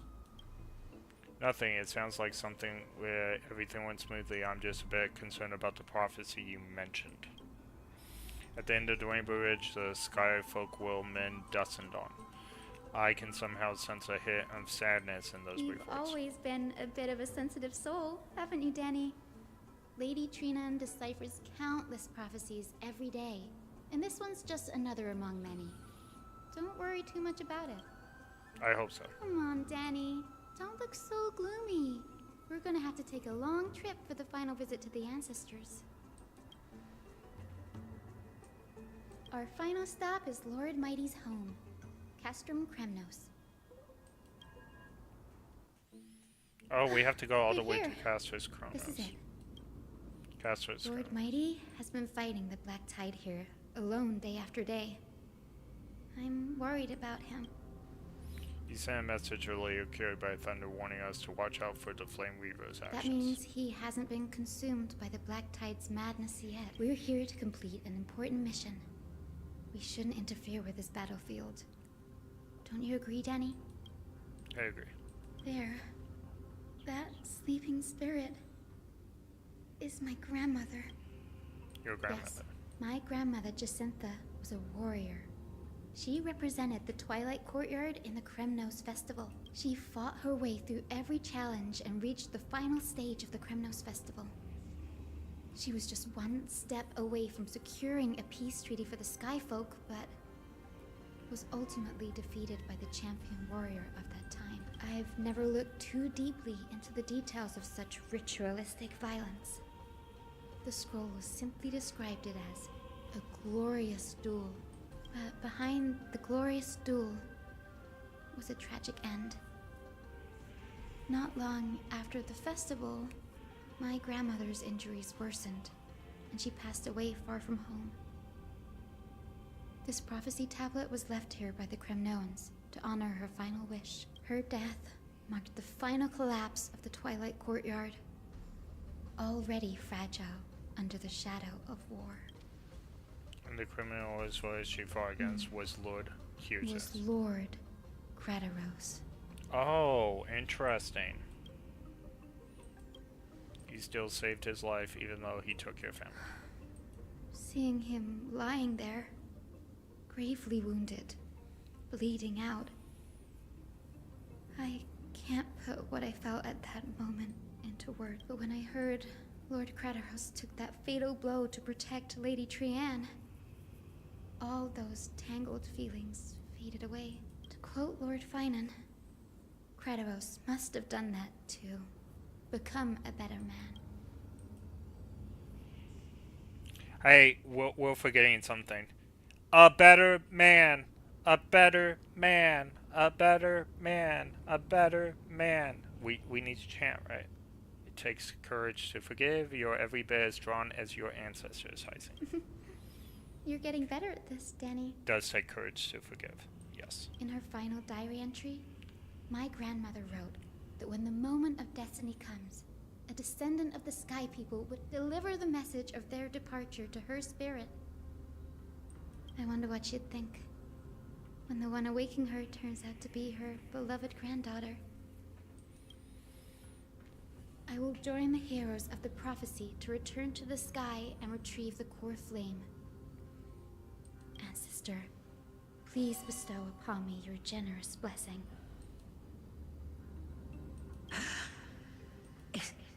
Is this the world of the living? Wait. You. could you be? Grandmother? It's me. You're Hyacinthia. Hyacinthia, my little hummingbird. Why? How? Why is it you who awakened me? I have never imagined this. I thought I would feel happy for all my ancestors when this day came, but now I can't even experience the joy of seeing you. I'm not gonna again. lie, she's stuck by her cuteness. Do you remember that you and Father took me to my very first sky ride when I was 8? Back then, you wanted me to pick one accessory out of 4. The sun crown representing nobility, the storm bracelet symbolizing strength, the ice ring embodying wisdom, and the radiant pendant signifying kindness. Grandmother, do you remember the one I chose? You spoke an innocent little prayer, infusing a faint thread of light to that modest pendant. Yes, and I remember how surprised you were. In all those centuries, no other child of the Sky People had ever made the same choice I did. Hyacinthia, there was a time when I thought you were a timid child. You never had much interest in They swords or always battle and had peck no her relation down. to that fiery determination and strength in our blood. I'm not gonna lie, like every single spirit was all like, I had my doubts about you. I always thought you were timid. I always thought you know, you look too dainty. What can I say? Yet I've told myself, that's not a bad thing. If my hummingbird could live her life in kindness and optimism, then it'd be a good thing. I never thought the burden of retrieving the core flame of Aquila True. would fall to you. Don't worry about me, Grandmother. I believe what makes someone a Skyfolk isn't just outstanding strength, but the capacity to shape the world. It's important for the story, though, DW. Yeah, I agree it's important for the story. I just thought it was funny how every single spirit is, like, knocking her down a peg. When the world cried out for a hero to challenge the gods 1,000 years ago, Zeliosi stepped forward and began the flame-chasing era. And now, as the flame chase journey nears its end, this broken world is crying out for something else. Isn't it poetic? A saga that spans 1,000 years began with Sky and will also end with Sky. Aww. You're still as optimistic as ever, just like when you were a kid. If your mind is set, Hyacinthia, then carry your resolve through to the very end. Return to the sky with my blessing, and watch over this world on the threshold of salvation. Grandmother, thank you. But I have one last request. Speak, Hyacinthia. We should still have some time. Before you go, could you tell me the tale of the Sky Hero once more? Oh, this is lore. Just like you used to. This will be important lore. Then listen closely, my dearest hummingbird. After all, this will be the last time. For millennia, the Titans waged relentless wars, leaving the world scarred and ravaged. A century of the Chrysos War plunged the nations into chaos and decay until a spear, fueled by mortal rage, pierced through the smoke and flames that buried the prophecy of deliverance. Aquila, the celestial shaper, the 100-eyed divine bird crowned with the blazing sun and wielding thunder. Those struck blind in 99 eyes by Nikador, they kept one eye glaring at the children of Twilight who received divine blessing, yet turned their weapons against the gods. The Chrysos heir of the sky, Seliosi, the Day Thunder Knight, ascended the forbidden lands of the Eye of Twilight at dusk, clad in wings, To her left was the lion-headed Solibus the Sunlit Wings, whose roars breathed divine flames and scorched the world. To her right was the horse-bodied Lunibus, the Moonlit Plume, whose graceful steps trampled the stars in the heavens. The one warrior and her two beasts challenged the ruler of the sky, determined to seize the divine core flame through plunder. The Titans' every roar summoned lightning bolts, and their every movement stirred cyclones. The wounded Titan's blood poured down like boiling rain upon the world and converged into scalding torrents. In the final moments of battle, the Sunlit Wings set the Titan's wings aflame, while the Moonlit Plume sealed the divine body. The battered hero of the sky, with her wings broken and her body covered in wounds, struggled to lift her spear and pierced the last monstrous arm. The Titan's divine body crashed to the ground, and with it, the sky tore apart like fabric, about to fall, with its god. The fear and pleas of mortals urged the hero of the sky to rise again. Celiosi, the Day Thunder Knight, the first of the Chrysos heirs to slay a god in this world, charged into the crumbling body of Aquila with her two fearless winged companions. She merged with the Titan, holding up the sky once more, only to leave behind a powerful message for the world. My descendants will be blessed and cross the Rainbow Bridge back to the sky. At the end of the prophecy of Genesis, they will reclaim the core flame from my hands. I guess I have questions about this new lore drop. What is she doing with that heavy sigh? I guess I have problems with this lore drop. Just one simple problem, and the writing has been spectacular up to this point. So why is she keeping the core flame? Why didn't she take... I guess she's holding up the sky, but wouldn't that happen if we take the core flame? It would tear apart too. I'm just confused, because she could put the core flame back at any time before she was corrupted, right? And if we take the core flame, and if she couldn't because she was holding up the sky, wouldn't we have the same problem?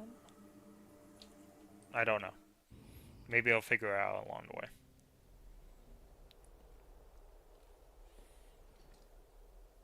It will get answered. So the story... Yeah, so the game hasn't failed me. It has answered every question I've posed so far. So I expect you to be right. Wow, I didn't expect it to be so lively up here. Are these people here to send off the Chrysos heirs? There's Svinen. Let's go talk to him.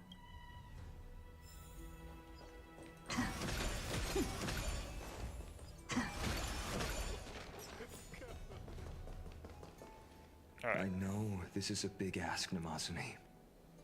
I hope you understand. Please don't say that, Lord Finan. It's an honor for us to be entrusted with this task. Go then. Let's hope our concerns don't come true. I hope you all return safely, my lord.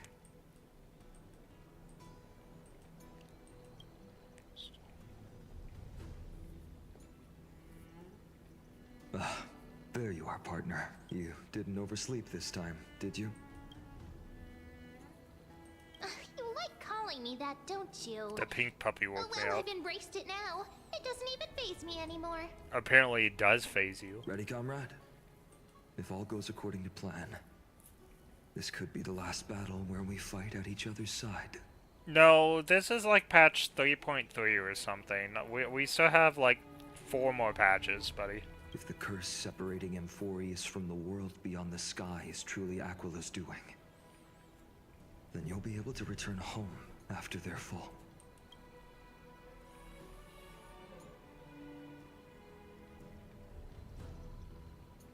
That would be a problem.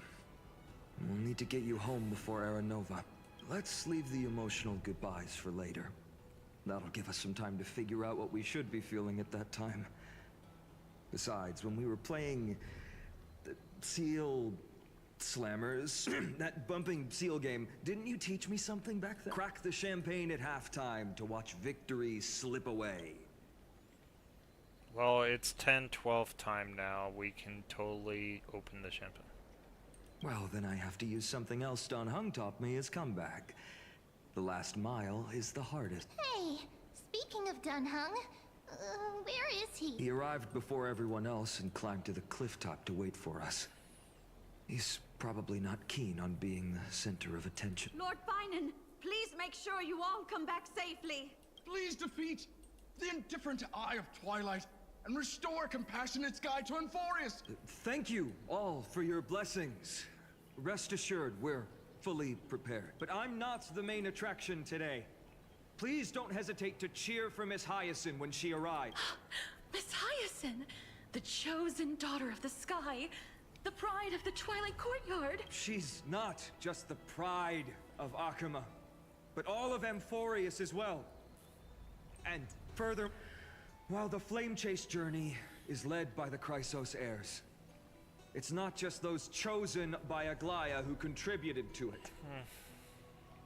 Let's extend our gratitude to the 2 warriors of the Outlands who bravely stepped up and risked their lives for those they've never met.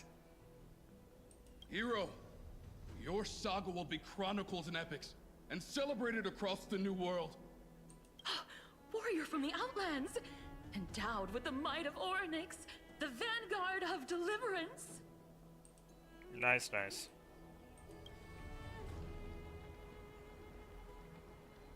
Looks like you mastered public speaking now.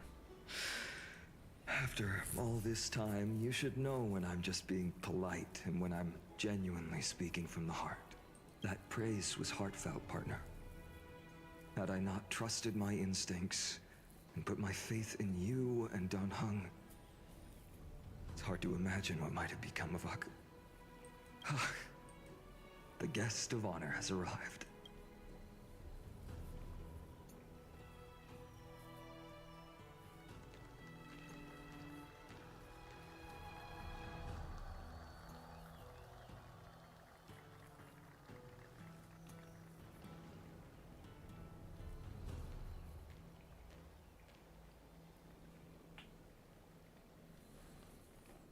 People of Akuma, I've been blessed by the ancestors of the Sky People. They have agreed to bestow the 1,000-year mission to me, and to have me claim the core flame of Aquila.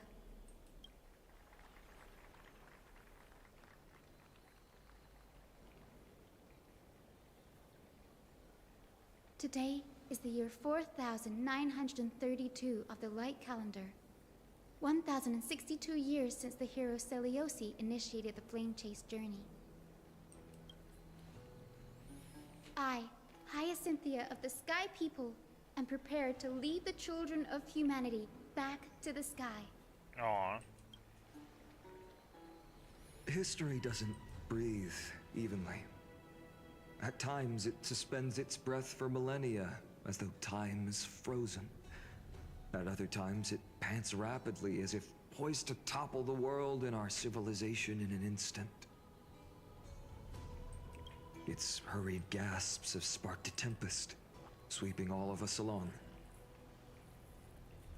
Hyacinth, as an observer, you've witnessed the return of 4 core flames.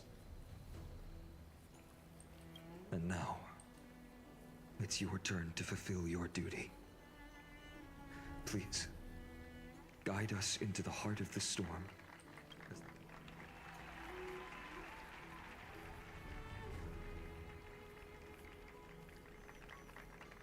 Okay, it looks like we're gonna be attacking the Sky Place next.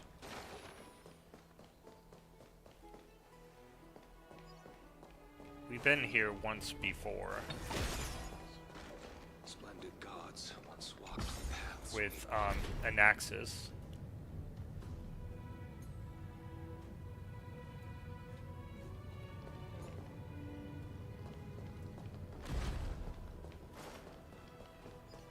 Chrysos heirs triumph. They'll surely seize the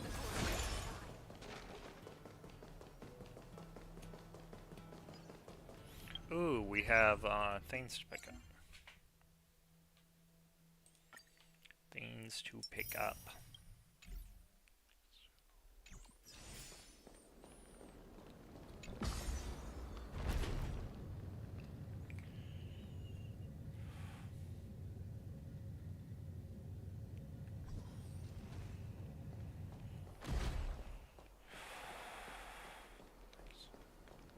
Thanks for waiting, Don Hung. The team tasked with conquering Aquila has finally assembled. We've reshaped history of the world with our own hands over and over. I bet this trailblazing could even make Aquaville jealous. Such an exciting adventure. March's gonna cry with jealousy. I think that's something I would So say. full of energy, comrades. Seems I chose the perfect day, Hyacinth. It's all yours now. Legend tells of the Sky Folk once divided into many tribes. The Sun Folk worshipped the sun. The Rain Folk were devoted to storms. And the Winter Folk waited for signs in the snow. Our ancestors lived under Aquila's light. Yet they were blinded to all but one color. They forgot that the light that illuminates the world is made of countless different colors. That's why the rainbow is my favorite. For not only does it reflect the many colors, and I want to use the Rainbow Bridge to link everyone's hearts and give hope to every soul on Earth. Ancestors, with the rainbow as your guide, lead me back to the home of the Sky Folk, a land we have not seen for 1,000 years. Oh, cool. We got cinema, guys. Oh, Rainbow Bridge, please guide us to ascend to the skies once more.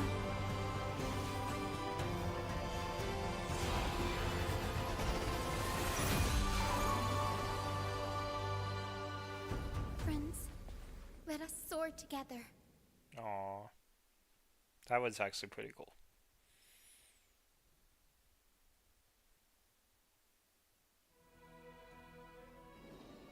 Peak cinema. Flying along the Rainbow Bridge is truly an amazing experience. I think it should have been longer to be peak cinema, but it was very good cinema. The Eye of Twilight. It's the legendary sky fortress of Aquila. I never imagined that one day I'd be able to step foot on it. My ancestors once built a magnificent civilization among the heavens. The Eye of Twilight, which we are standing on, is the home of Aquila and the heart of the city-state in the clouds. Wait a second. Take away the rainbow. We don't want the Black Swordsman to come. This must be where the hero Seleucus stood when she challenged Aquila and began the first step of the flame chase journey. We are here to end the journey she began. Yes, what we must do will not change, no matter how much of the legends are true. According to historical records, the civilization that worshipped Aquila once mastered advanced technology, which made their strategically located Sky Castrum the only force that could face Castrum Kremnos head-on in the Chrysos War. But they were divided within. The frequent wars started by the Chrysos heirs drained their power, especially after the prophecy descended. In the end, they had to hide among the clouds, far from the conflicts raging below. Apparently, the division was between the two most important sky tribes, the Sun Folk and the Rain Folk. And Seleucus' frustration towards the endless strife among her people made her turn her spear towards the Titan above.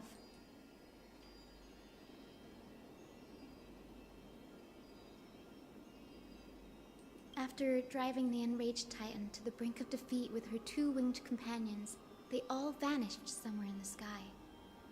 Her courage was yet she still could not end Aquila, nor bring back the core flame of sky. Some say she sealed the wrath of the god within herself, trapping them deep within the Eye of Twilight to support the heavens of Amphorius forever.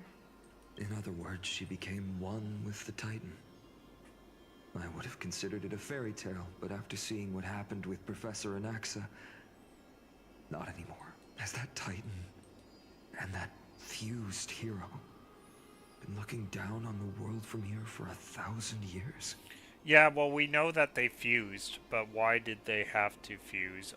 Was it an accident? Was it like, so Aquila and they became like Circe's and Anaxes? I'm guessing the Sky Hero doesn't have control. We know that they fused from the story. I wouldn't say question answered, unless the hero couldn't bring down the core flame for some reason.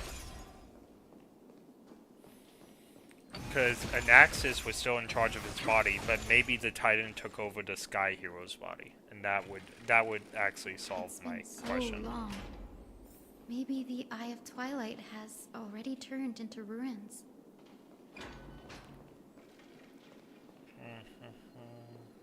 Treasure, my treasure. Looks good.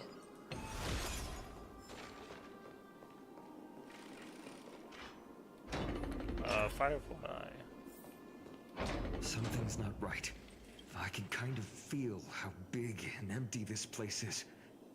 But all I can see is darkness. Anaxa was in charge of his body because Circe was very weak and rational. She didn't want to control. Okay, that makes sense. So the Titans in control of the body, and she couldn't bring down the core flame. Okay. What's on the side of this? Maybe it's the celestial mural. The Sky City believes that mural to be connected to Amphorius' sky. And any weather condition depicted on it will become actual weather.